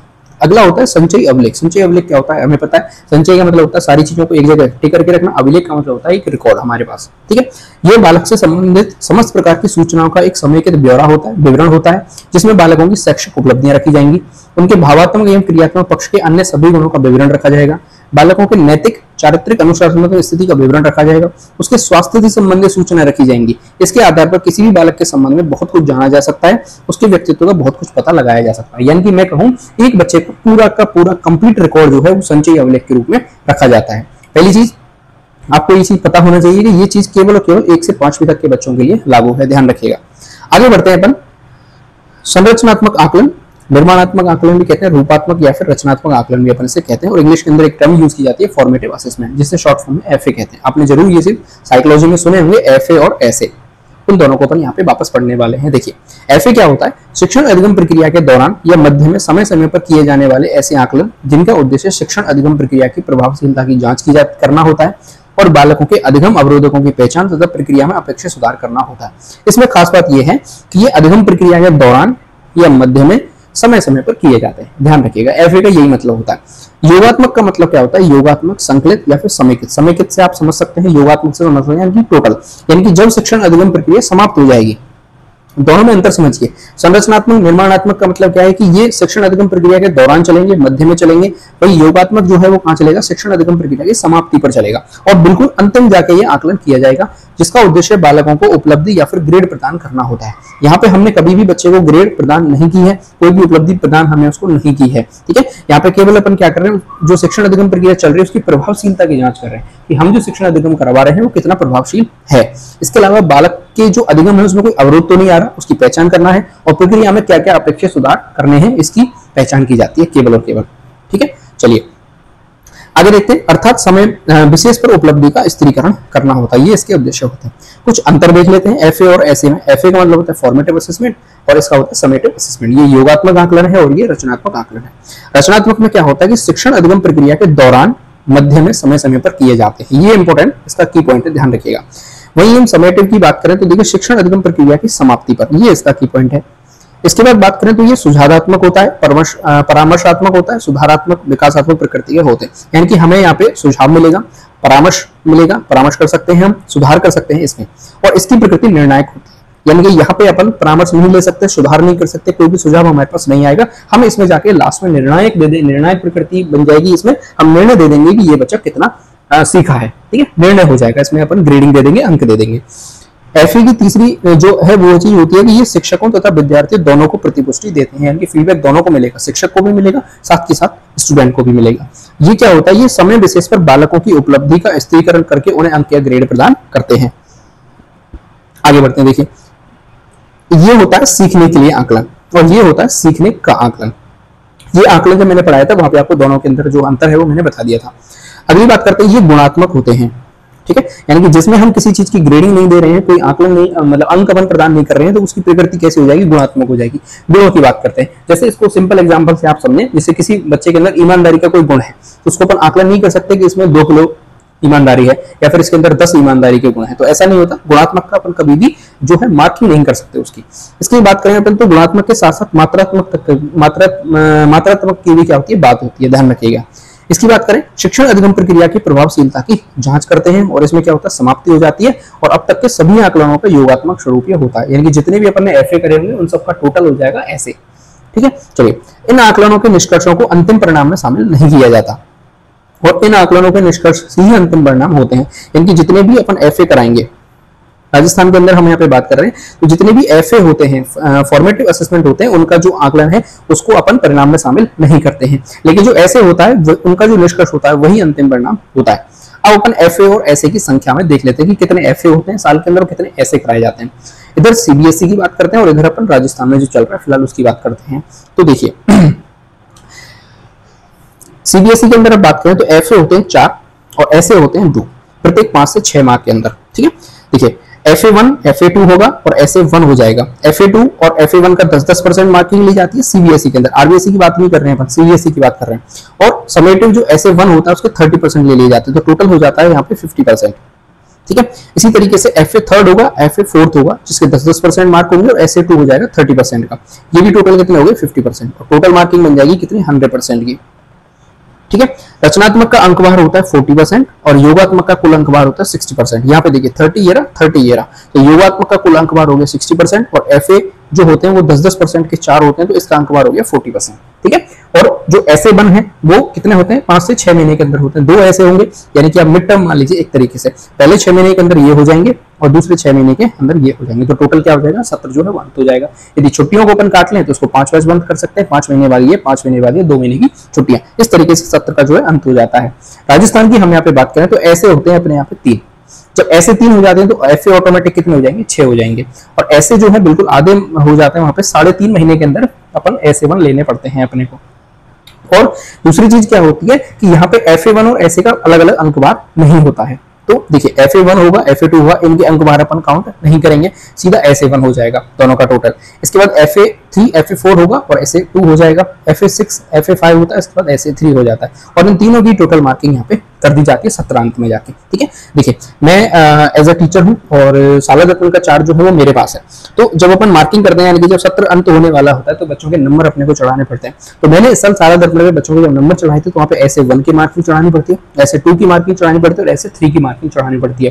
और जब अपन SA1 SA2 SA3 की मार्किंग चढ़ाते हैं तो वहाँ पे कभी भी नंबर नहीं दिए जाते, वहाँ पे ग्रेड दी जाती है A B या फिर C। ठीक है, तो ग्रेडिंग सिस्टम अपने यहाँ पे है राजस्थान में, और ये जो एग्जाम है ये भी होते हैं समय समय पे होते हैं, इनकी एक पर्टिकुलर टाइम दिया जाता है कि इस टाइम के बीच में आप ये जो एग्जाम है वो ले सकते हैं। ठीक है, एक चीज और आप ध्यान रखिएगा कि राजस्थान के अंदर पहली से 5वीं क्लास के जो स्कूल हैं, ठीक है, उनमें कभी भी first test, second test, half yearly exam या फिर जो एनुअल एग्जाम है वो कभी भी नहीं होते, ध्यान रखिएगा। यदि कोई स्कूल 1 से 12वीं तक का है, आप देखेंगे आपने इंटर्नशिप वगैरह करी होगी, तो वहाँ 1 से 12वीं तक का जो स्कूल होता है उसमें कभी भी 1 से 5वीं तक की क्लास में ये एग्जाम नहीं लिए जाते। ये जो एग्जाम होते हैं first test, second test, half yearly, annual, ये हमेशा 6 से 12 तक के लिए जाते हैं। ठीक है, यानी कि जो CCE है वो वर्तमान में 1 से 5वीं तक के स्कूलों में लागू है या फिर 1 से 5वीं तक की क्लासेस में ये लागू है। ठीक है, चलिए अब अपन CCE में ग्रेडिंग देख लेते हैं। अभी मैं आपको बता रहा था A grade, B grade, C grade की अपन बात कर रहे थे, तो 9 बिंदुओं में जो है ग्रेडिंग प्रणाली अपनी रखी गई है। यानी कि यदि किसी बच्चे के A1 अपन ने ग्रेड दिया है तो उसका जो मार्किंग आई होगी वो 91 से लेके 100 के बीच में होगी। यदि अपन A2 की बात करते हैं तो 81 से लेके 90 होगी। यदि 71 और 80 से बीच में लेते हैं तो B1 ग्रेड देंगे, 61 से लेके 70 लेते हैं तो B2 ग्रेड होगी। C1 C2 के अंदर अपन 51 से लेके 70 और यहाँ पे 41 से लेके 50 हो जाएगा। यदि B ग्रेड अपन दे रहे हैं तो 33 से लेके 40, ध्यान रखिएगा। और यदि E में अपन बात कर रहे हैं तो E1 E2 जिसमें 21 से 32 और 20 से कम यदि कोई बच्चा आ रहा है तो उसको अपन ग्रेड देंगे कौन सी, E2। ठीक है, ये आपकी 9 बिंदुओं के अंदर ग्रेडिंग प्रणाली रखी गई है। आगे बढ़ते हैं। अब अगला इंपॉर्टेंट टॉपिक आता है हमारे सामने, निदानात्मक परीक्षण एवं उपचारात्मक शिक्षण। तो निदानात्मक परीक्षण में देखिए सबसे पहला शब्द है निदान, जिसको अपन कहते हैं डायग्नोस, और एक होता है उपचार जिसे अपन कहते हैं रेमेडी। ध्यान रखिएगा दोनों में फर्क है। निदान का मतलब होता है कि कोई भी बीमारी है उसकी पहचान करना कि एक्चुअल में बीमारी है क्या, और रेमेडी का मतलब होता है कि उसका इलाज करना या फिर उसका उपचार करना, जो बीमारी है उसको खत्म करना। ठीक है, तो डॉक्टर सबसे पहले क्या करते हैं, डायग्नोस करते हैं, उसके बाद उसका उपचार करते हैं। आप जाते हैं किसी डॉक्टर के पास कि मुझे ये बीमारी है, तो पहले वो आपसे लक्षण पूछता है। यदि लक्षण पूछ के वो बीमारी को डायग्नोस कर लेता है, निदान कर लेता है, तो तुरंत दवाई लेके उपचार कर देता है। यदि वो डायग्नोसिस को नहीं कर पाता, निदान उसका नहीं कर पाता, तो फिर वो क्या करता है, टेस्ट लिख देगा कि आप जाके ये टेस्ट करा के आइए जिससे मुझे बीमारी का पता लगे, और फिर उसकी वो रेमेडी यानी इलाज बता देता है। ठीक है, चलिए वही चीज यहाँ पे है। व्यक्तिगत भिन्नता के सिद्धांतों के अनुसार प्रत्येक कक्षा समूह में अलग अलग बौद्धिक क्षमता के बालक होते हैं, प्रतिभाशाली होते हैं, कुछ औसत होते हैं, कुछ पिछड़े होते हैं। एक विभेदकारी उपलब्धि परीक्षण इन सभी प्रकार के बालकों का पता करने में तो सक्षम होता है, किंतु वो यह पता नहीं कर सकता कि पिछड़े बालकों की शैक्षिक दुर्बलता के क्षेत्र कौन से हैं तथा उन दुर्बलताओं का कारण क्या है। यानी कि ये कहना क्या चाहता है, देखिए जो व्यक्तिगत भिन्नता होती है इसका मतलब क्या होता है कि हर कक्षा के अंदर 3 तरह के बच्चे होते हैं। कुछ बच्चे ओवर द टॉप होते हैं यानी कि होशियार होते हैं, वो प्रतिभाशाली बालक हैं। कुछ एवरेज होते हैं जो कि औसत बच्चे हैं। कुछ ऐसे हैं जो कि पढ़ाई में कमजोर होते हैं जिन्हें अपन पिछड़े बालक कहते हैं। अब क्या होता है कि जो उपलब्धि परीक्षण है वो क्या करता है, इन सभी बालकों का पता तो लगा सकता है कि कौन सा बालक प्रतिभाशाली है, कौन सा औसत है, कौन सा पिछड़े बालक है, लेकिन वो ये पता नहीं लगा सकता कि कोई यदि पिछड़ा बालक है तो वो कौन कौन सी चीजों में पिछड़ा होगा, उसकी जो दुर्बलता है उनका कारण क्या है, यानी कि इन चीजों का पता नहीं लगा सकता। इसके लिए कौन से आते हैं, निदानात्मक परीक्षण लिए जाते हैं, ध्यान रखिएगा। अतः सामान्य उपलब्धि परीक्षणों से भिन्न ऐसे विशेष परीक्षण जो न केवल बालकों की दुर्बलता के क्षेत्रों कारणों का पता लगाते हैं बल्कि उन्हें दूर करने का परामर्श भी देते हैं, उन्हें अपन निदानात्मक परीक्षण कहते हैं। ध्यान रखिएगा, निदान का मतलब होता है कि हमें पहले किसी कमजोरी का पता लगाना है, सिंपल सी बात यह है। अब पता लगाने के लिए हमें ऐसे टेस्ट की आवश्यकता पड़ेगी, ऐसी जांच हमें करानी पड़ेगी जिससे हमें पता लग जाए कि एक्चुअल में बीमारी है क्या, कौन से क्षेत्र के अंदर एक्चुअल में बालक दुर्बल है, कौन सी ऐसी क्षमता है जिनमें बालक दुर्बलता है या फिर दुर्बल है। ठीक है, चलिए उपलब्धि परीक्षणों तथा निदानात्मक परीक्षणों में प्रमुख अंतर उद्देश्यों का होता है। ठीक है, उद्देश्य आपको पता चल गया कि उपलब्धि परीक्षण का उद्देश्य होता है कि बच्चों में व्यक्तिगत भिन्नता बताना कि कौन से बच्चे हैं जो कि प्रतिभाशाली हैं, कौन से कमजोर हैं, कौन से पिछड़े हैं। और निदानात्मक परीक्षण का प्रमुख उद्देश्य होता है कि एक्चुअल में वो बच्चे किस किस क्षेत्र में पिछड़े हुए हैं, इस चीज का पता लगा। ठीक है, परिभाषाओं की बात कर लेते हैं, कुछ परिभाषाएं सीधी आप याद कर सकते हैं। कॉल्टर कोड की परिभाषा है कि निदान का अर्थ है सीखने संबंधी कठिनाइयों और कमियों के स्वरूप को निर्धारित करना। योकम और सिम्पसन की परिभाषा क्या है कि निदानात्मक परीक्षण वह उपकरण है जो शिक्षा वैज्ञानिकों को छात्र की कठिनाइयों और कठिनाई के कारणों को व्यक्त करने हेतु रचे गए हैं। यानी कि हमें कठिनाइयों का पता लग जाएगी एक्चुअल में कौन सी कठिनाई आ रही है और उस कठिनाई के कारण क्या है, ये भी हमें पता होना चाहिए। ब्रुकर और मेलबी ने क्या कहा कि निदानात्मक परीक्षणों का मुख्य उद्देश्य किसी विषय वस्तु में बालक की विशिष्ट कमजोरी को प्रकाश में लाना है कि कोई कॉन्सेप्ट में बालक पिछड़ा है तो उसको पिछड़ा क्यों है। ठीक है, ताकि कमजोरी के कारणों को छानबीन करके उपचारात्मक कदम उठाए जा सकें। निदानात्मक परीक्षण ही उपचारात्मक शिक्षण का आधार होते हैं। यानी कि अपन उपचारात्मक शिक्षण कब कराएंगे, जब हमें एक्चुअल में कमजोरी का पता होगा। तो निदानात्मक परीक्षण से ही हमें पता चलेगा कि इसकी कमजोरी कहाँ है, तब जाके अपन उपचार करेंगे। यानी कि कोई डॉक्टर है वो बीमारी को खत्म कब कर सकता है, उसका उपचार कब कर सकता है, जब वो निदान कर सके, यानी कि उसको डायग्नोस कर सके कि एक्चुअल में बीमारी है क्या। आप डॉक्टर के पास गए, मान के चलिए आपने आगे मुझे खांसी जुकाम हो रही है और डॉक्टर ने बोला कि आप जाके ईसीजी करा लीजिए। तो अब ये आप चीज बताइए, ये क्या डॉक्टर ने सही डायग्नोस कर पाएगा वो बीमारी को? नहीं। क्यों? क्योंकि उसने जो बीमारी हमने जो जाके उसको सिम्टम्स बताए हैं उसके अलावा वो दूसरी ईसीजी करवा रहा है जो कि हार्ट से संबंधित है, और जबकि जो जुकाम खांसी होता है वो हार्ट से संबंधित होता ही नहीं है। ठीक है, तो यानी कि वो ये निदान ढंग से नहीं कर पाएगा तो वो उपचार भी ढंग से नहीं कर पाएगा। तो उपचार शिक्षण करने के लिए सबसे पहले क्या करना होगा, उसका निदान हमें ढंग से करना पड़ेगा। यानी कि यदि निदानात्मक परीक्षण हमने ढंग से कर लिए तो ऑब्वियस सी बात है कि अपन उनका उपचारात्मक शिक्षण भी अच्छे ढंग से करके उनका उपचार भी कर सकते हैं। ठीक है, चलिए अब एक बार हम इनमें अंतर देख लेते हैं। उपलब्धि परीक्षण और निदानात्मक परीक्षण में बेसिक अंतर होता क्या है। तो देखिए, इधर उपलब्धि परीक्षण है और इधर निदानात्मक परीक्षण है। उपलब्धि परीक्षण क्या होते हैं कि ये परीक्षण बौद्धिक रूप से कमजोर बालकों का पता करते हैं और ये परीक्षण कमजोर बालकों की कमजोरी के क्षेत्रों और कारणों का पता लगाते हैं। ठीक है, ये मैं बार बार बता रहा हूँ, फिर से सुन लीजिए कि उपलब्धि परीक्षण तो बौद्धिक रूप से कमजोर बालकों का पता लगाते हैं और एक्चुअल में कमजोरी है क्या उस बालक के अंदर और किस कारण से है उसका पता कौन करेगा, ये निदानात्मक परीक्षण करेंगे। ये केवल मात्रात्मक प्रकृति के होते हैं और ये गुणात्मक प्रकृति के होते हैं। यानी कि ये हमें ये बताएंगे कि कितने बालक कमजोर हैं और ये हमें ये बताएगा कि कमजोरी क्यों है। ये सीखने का आकलन है और ये सीखने के लिए आकलन है, ये अपन आकलन में देख चुके हैं। ये प्रक्रिया के अंत में बालकों को उपलब्धि ग्रेड अंक प्रदान करते हैं। उपलब्धि परीक्षण ये हमें करके बता देते हैं, जैसे किसी बच्चे के 100 में से मान के चलिए 30 अंक आ रहे हैं, ये तो हमें पता चल गया कि बच्चा क्या है, पिछड़ा बालक है। ये क्या करेगा, ये कमजोरी के कारणों का विश्लेषण कर उनके समाधान का परामर्शवाद सुझाव देता है। यानी कि ये कभी भी अंक ग्रेड प्रदान नहीं करते, ये हमें विश्लेषण करके उसके कमजोरी के कारणों का पता लगाएगा और उसके समाधान के लिए परामर्श भी देगा, सुझाव भी देगा हमें। इसके बाद उपलब्धि परीक्षणों के प्रश्न सरल से कठिन क्रम में होते हैं और निदानात्मक परीक्षणों के प्रश्न सदैव सीखने के क्रम में होते हैं। ध्यान रखिएगा, यहां से क्वेश्चन बन सकता है, बहुत ही अच्छा पॉइंट है। ठीक है, आगे देखिए, उपलब्धि परीक्षण के तुरंत बाद उपचारात्मक शिक्षण योजना नहीं बनाई जाती, अर्थात ये परीक्षण उपचारात्मक शिक्षण का आधार नहीं होते हैं। यानी कि उपलब्धि परीक्षण जब कराया जाएगा, किसी बच्चे को हमने उपलब्धि परीक्षण का मतलब होता है किसी बच्चे को हमें अंक देने हैं, सीधी सी बात है। ठीक है, क्योंकि उस बच्चे ने कितना सीखा, ये होता है उपलब्धि परीक्षण। अब इसके तुरंत बाद उपचारात्मक परीक्षण की योजना तो बनाई नहीं जा सकती। क्यों? क्योंकि हमें यही नहीं पता कि बच्चे अंदर कमजोरी क्या है। ये तो निदानात्मक परीक्षण होगा, उसके बाद पता चलेगा, तब जाके हम उस बच्चे का क्या करेंगे, उपचार करेंगे। ये परीक्षण ही उपचारात्मक शिक्षण का क्या होते हैं, आधार होते हैं। ये निर्णायक प्रकृति के होते हैं। हमें पता चल गया कि ये बच्चा प्रतिभाशाली है, ये बच्चा कमजोर है, ये बच्चा औसत है, ये निर्णय उसने निर्णय दे दिया, ये हमें बता दिया। इसके बाद ये सुझावात्मक प्रकृति के होते हैं कि यार इस बच्चे के अंदर कमजोरी है तो ये कारण हो सकते हैं, अच्छा ये कारण है तो आप इनमें इस तरीके से इसमें सुधार कर सकते हैं। यानी कि सुझावात्मक प्रकृति के होते हैं। अगला है कि बालक की कमजोरी के कारण, कमजोरी के क्षेत्र, सीखने की परिस्थितियां, बालक के अभिप्रेरणा की स्थिति में इन परीक्षणों का कोई भी लेना देना नहीं होता, कोई भी योगदान नहीं होता और इन परीक्षणों का उक्त सभी स्थितियों में लेना देना होता है। ये तो बने ही इसी चीज के लिए है। ठीक है, चलिए अब अपन देखते हैं निदानात्मक परीक्षणों का स्वरूप क्या होता है।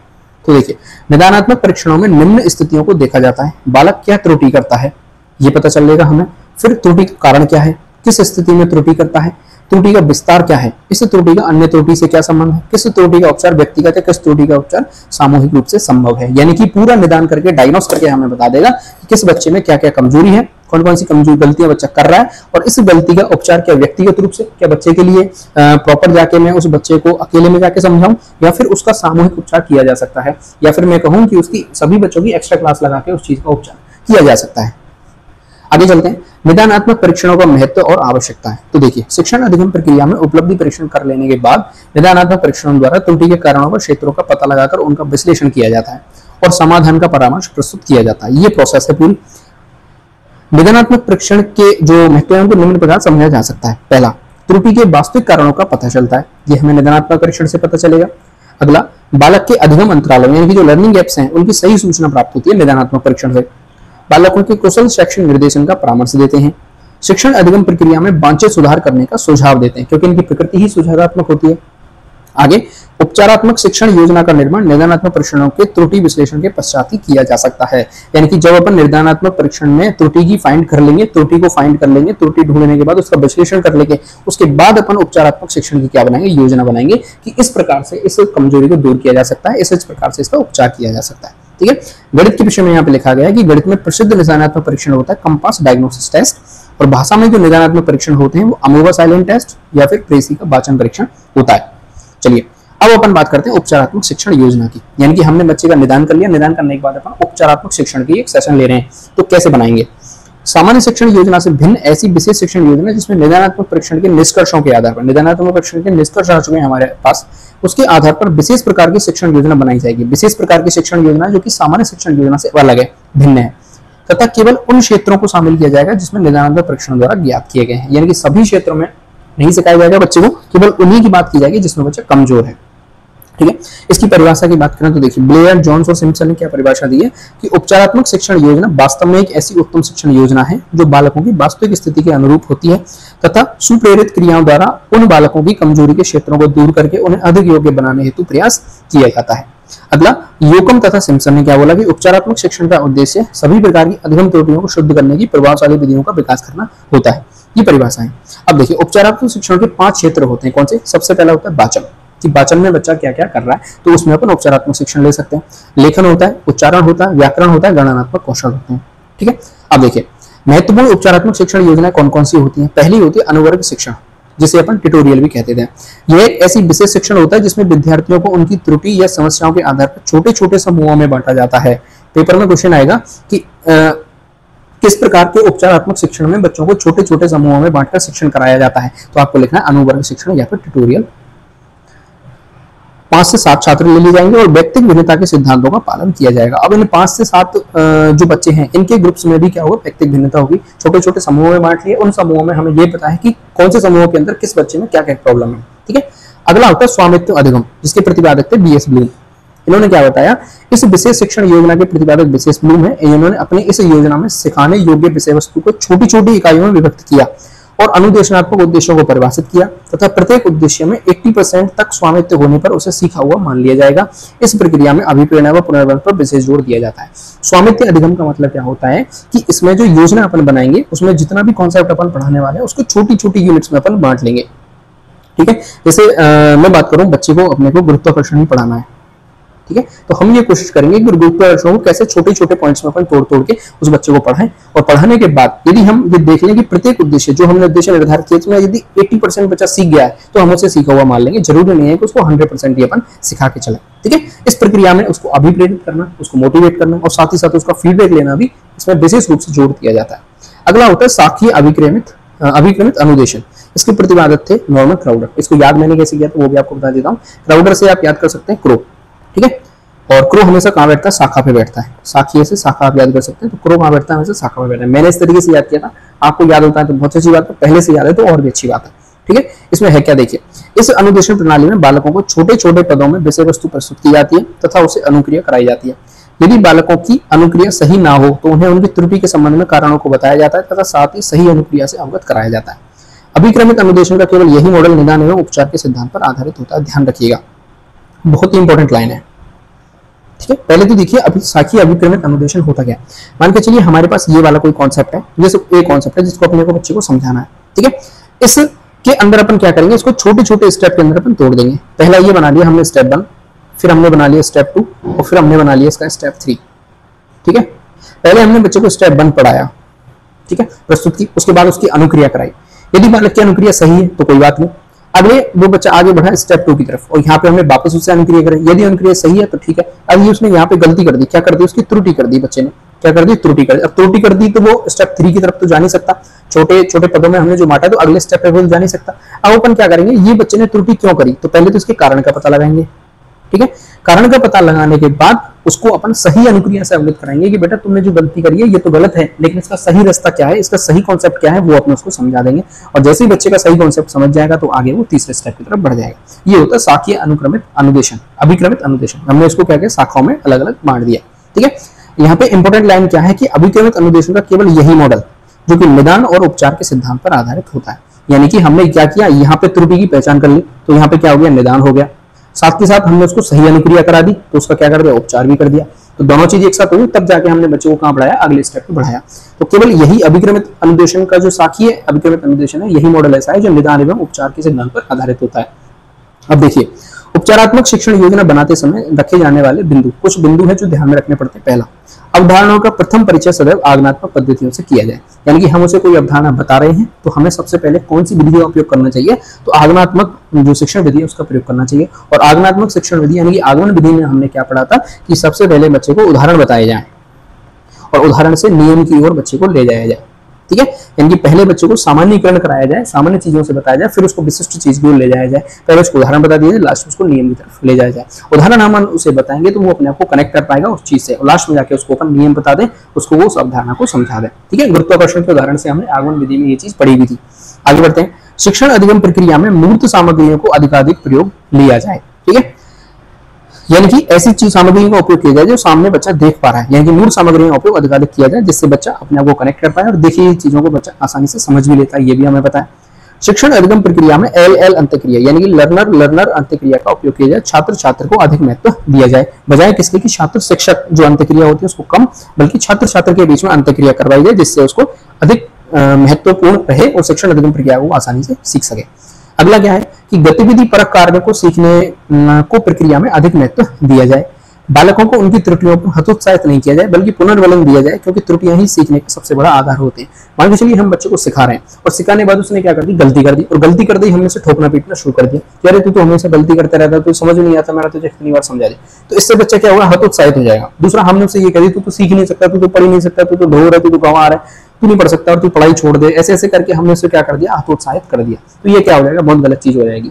बल्कि हमें करना क्या है, उसको पुनर्बलन देना है और त्रुटियों से वो सीखे, उसके लिए हमें क्या करना है, उसको मतलब मोटिवेट करना है। ठीक है, चलिए, शैक्षिक दुर्बल बालकों को आगे की पंक्तियों में स्थान दिया जाए जिससे वो आसानी से चीजों को समझ पाए और हमारा ध्यान टोटली कहाँ रहे, उनके ऊपर रहे और वो फोकस रूप से बोर्ड के ऊपर देख पाए। ठीक है, तो यहाँ पे आपका जो मूल्यांकन है वो वाली यूनिट तो हो जाती है कंप्लीट।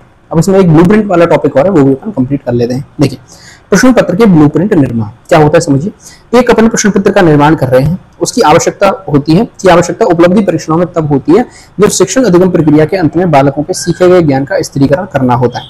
यानी कि हम उपलब्धि परीक्षणों में एक प्रश्न पत्र निर्माण करते हैं, तो जब शिक्षण अधिगम प्रक्रिया पूर्ण हो जाती है उसके बाद हमें सीखे हुए ज्ञान का स्थिरीकरण करना है, यानी कि हमें यह बताना है कि ये जानना है कि बच्चा किस स्तर तक ज्ञान को सीख पाया है। तो उसके लिए हमें क्या करना पड़ेगा, प्रश्न पत्र का निर्माण करना पड़ेगा। और प्रश्न पत्र के निर्माण में अनेकों बिंदुओं को दृष्टिगत रखना होता है और उसके निर्माण के समस्त चरणों को लेकर जो योजना बनाई जाती है उसे प्रश्न पत्र निर्माण का ब्लूप्रिंट कहा जाता है। ठीक है, अब प्रश्न पत्र निर्माण के ब्लूप्रिंट के निम्न चरण होते हैं। सबसे पहला चरण होता है प्रश्न पत्र डिजाइन निर्माण, यानी कि प्रश्न पत्र की डिजाइन किस तरीके से, पहले उसका निर्माण हमें करना चाहिए। इसके अंतर्गत विभिन्न प्रकार के अंक भारों का निर्धारण किया जाता है और प्रश्न पत्र के निर्माण में निम्न के अंक भार होते हैं। पहला होता है शिक्षण उद्देश्यों के अंक भार। जो शिक्षण उद्देश्य हमने शैक्षिक उद्देश्यों के अंदर पढ़े थे उनको अलग अलग अंक भार हमें देने पड़ेंगे। और शैक्षिक उद्देश्यों में जो निर्धारण होता है ब्लूम टैक्सोनॉमी के अनुसार होता है और उसमें शैक्षिक उद्देश्य कौन कौन से थे, ज्ञान था, अवबोध था, ज्ञानोपयोग था, कौशल था आदि में से प्रत्येक को अंकभार देते हुए प्रश्नों का निर्माण अपने को करना है। और यह ध्यान में रखा जाता है कि किसी एक ही उद्देश्य पर अधिक प्रश्न ना हो। जितने भी उद्देश्य हम यहाँ पे देख रहे हैं, जैसे ज्ञान है, अवबोध है, ज्ञानोपयोग है, कौशलात्मक है, इन सभी उद्देश्यों के बराबर बराबर प्रश्न होने चाहिए और बराबर बराबर उनके अंकभार भी होने चाहिए। ये कोशिश करनी है हमें। दूसरा होता है कि प्रश्न पत्र में जब अपन अंकवार दे रहे होते हैं तो विषय वस्तु और प्रकरण को भी हमें अंकवार देना है कि पाठ्यक्रम जो हमारे सामने है उसमें दी गई समस्त विषय वस्तु तथा उसकी इकाइयों व उप इकाइयों को अंकवार दिया जाता है। जितनी भी विषय वस्तु उस पाठ्यक्रम के अंदर दी गई है उन सभी विषय वस्तु उसमें चाहे जितनी यूनिट है जितनी भी सब यूनिट्स हैं उनको अंकवार दिया जाए। यह ध्यान में रखा जाए कि प्रश्न पत्र संपूर्ण पाठ्यक्रम का प्रतिनिधित्व करे। ऐसा ना हो कि हमारे पाठ्यक्रम में 12 पाठ है और हमने केवल 5 से 6 पाठ के अंदर ही पूरा पाठ्यक्रम यानी पूरा प्रश्न पत्र जो है निर्माण कर दिया, तो ये चीज क्या हो जाएगी, गलत हो जाएगी। प्रत्येक यूनिट को, प्रत्येक सब यूनिट को और प्रत्येक कॉन्सेप्ट को, प्रत्येक टॉपिक को अलग अलग अंकवार हमें देने होंगे। अगला होता है प्रश्नों के प्रकार को अंकवार। अलग अलग प्रश्न जो है उनके प्रकार रखे जाते हैं। एक प्रश्न पत्र का निर्माण होता है, हम उसमें देखेंगे वस्तुनिष्ठ प्रश्न होते हैं, अति लघुत्तरात्मक प्रश्न होते हैं, निबंधात्मक प्रश्न होते हैं, अलग अलग प्रकार के प्रश्न होते हैं। तो इन भिन्न भिन्न प्रकारों के कितने प्रश्न होंगे और क्या क्या उनके अंकवार होंगे, ये चीज भी हमें उसमें ध्यान में रखनी होगी। और ये चीज ध्यान में रखनी होगी कि निबंधात्मक प्रश्नों की संख्या ज्यादा ना हो। ठीक है, चलिए। और अगला होता है प्रश्न पत्र विकल्पों का निर्धारण। इसके अंतर्गत विकल्पों का निर्धारण होता है तथा ये 3 प्रकार से दिए जाते हैं। अब विकल्प कौन कौन से होंगे? सबसे पहला होता है समग्र विकल्प। इसके अंतर्गत प्रारंभ में ही उल्लेखित कर दिया जाता है कि संपूर्ण प्रश्न पत्र के कुल प्रश्नों में कितने प्रश्न हल करने हैं। जैसे कोई 5 प्रश्न हल करे। अब प्रश्न पत्र का निर्माण हमने कर दिया और प्रश्नों का निर्माण भी हमने कर दिया, उसमें हमें कौन कौन से ऑप्शन बच्चों को देने हैं। यानी कि जो और वाले प्रश्न आते थे, आपको पता है पेपर के अंदर और वाले प्रश्न आते हैं, कोई 2 में से कोई एक प्रश्न करिए, तो ये अलग अलग विकल्प होते हैं। पहला होता है समग्र विकल्प, यानी कि हमने मान के चलिए 15 प्रश्न पेपर के अंदर दिए और पहले ही हमने बता दिया कि इन 15 में से कोई से 5 प्रश्न आपको करने हैं। इसे अपन कहते हैं समग्र विकल्प, यानी कि समग्र पेपर में ही हमने विकल्प दे दिया कि कोई 5 प्रश्न आप इन 15 में हल करिए, उसे कहते हैं अपन समग्र विकल्प। दूसरा होता है खंड विकल्प। इसके अंतर्गत प्रश्न पत्र के पृथक पृथक खंड बनाकर प्रत्येक खंड में विकल्प दिए जाते हैं। जैसे दिए गए प्रश्न पत्र के चारों खंडों ABCD में से प्रत्येक खंड के कम से कम 2 प्रश्न करते हुए कुल 10 प्रश्न हल करिए। ठीक है, जैसे मान के चलिए हमने प्रश्न पत्र में 5 खंड बनाए ABCDE। ठीक है, अब 5 खंड बना के हमने क्या किया, हर उसमें 5-5 प्रश्न रख दिए, तो टोटल प्रश्न बन गए 25। लेकिन हमने क्या विकल्प रख दिया बच्चों के सामने कि प्रत्येक खंड में से कम 2 प्रश्न करिए, कोई से भी 2 प्रश्न, और टोटल 10 प्रश्नों का उत्तर आप दीजिए। तो इस प्रकार के विकल्प को अपन क्या कहते हैं, खंड विकल्प कहते हैं, यानी कि खंड में से हमने उसको विकल्प चूज करने को दे दिया। अगला होता है प्रश्न विकल्प, यानी कि आंतरिक विकल्प। इसमें प्रत्येक प्रश्न के साथ अथवा लगाकर विकल्प कर दिया जाता है। हमें पता है जब अपन क्वेश्चन देखते थे निबंधात्मक प्रश्नों में ये चीज की जाती है, ऊपर एक प्रश्न लिख दिया जाता है, नीचे और लिख दिया जाता है और अगला प्रश्न होता है, और हमसे ये प्रश्न लिखा जाता है निम्न में से कोई एक प्रश्न का उत्तर आप दीजिए। ठीक है, उसे अपन प्रश्न विकल्प कहते हैं या फिर आंतरिक विकल्प कहते थे। अगला होता है आधार पत्र निर्माण। अब यहाँ पे हमने पहला जो चरण था प्रश्न पत्र डिजाइन निर्माण, ये हमने कंप्लीट कर लिया। ठीक है, इसके बाद आता है आधार पत्र निर्माण। आधार पत्र निर्माण क्या होगा कि इसका निर्माण प्रश्न पत्र डिजाइन निर्माण के बाद किया जाएगा। प्रश्न पत्र का डिजाइन था, उसका निर्माण अपन ने कर लिया, इसके बाद आधार पत्र की बात की जाएगी। इसमें एक त्रिविमीय 3D सारणी बनाकर उसमें उद्देश्य, विषय वस्तु, प्रश्नों के अंकवारों का उल्लेख कर दिया जाएगा। इसी के आधार पर प्रश्नों का निर्माण होगा। यानी कि मान के चलिए ऐसे अपन ने क्या बना ली, टेबल बना ली। ठीक है, और टेबल बना के इधर अपने जैसे उद्देश्य लिख लिए, कौन से उद्देश्य हैं, इधर अपने विषय वस्तु लिख ली, कौन कौन से टॉपिक रखे हैं। इसके बाद हमने इसमें प्रश्नों के अंकवार लिख लिए। ठीक है, और यहाँ पे हमें इस आधार पे क्या बनाना, पूरे प्रश्न पत्र का निर्माण करना। इसे अपन कहते हैं आधार पत्र निर्माण।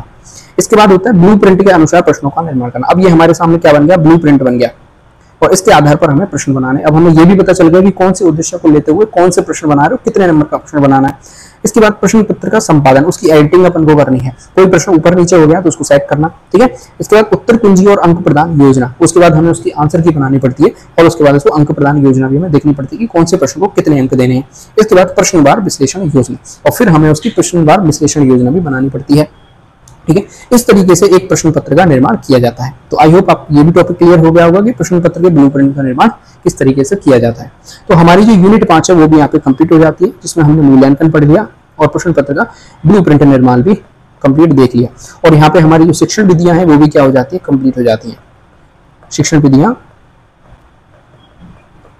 क्या हो जाती है, पूरी हो जाती है। ठीक है, मैं आशा करता हूँ कि पूरी यूनिट आपको अच्छे से समझ में आई होगी और आप जो है अपनी तरफ से भी चीजों को पढ़ रहे होंगे, आशा करता हूँ ऐसे।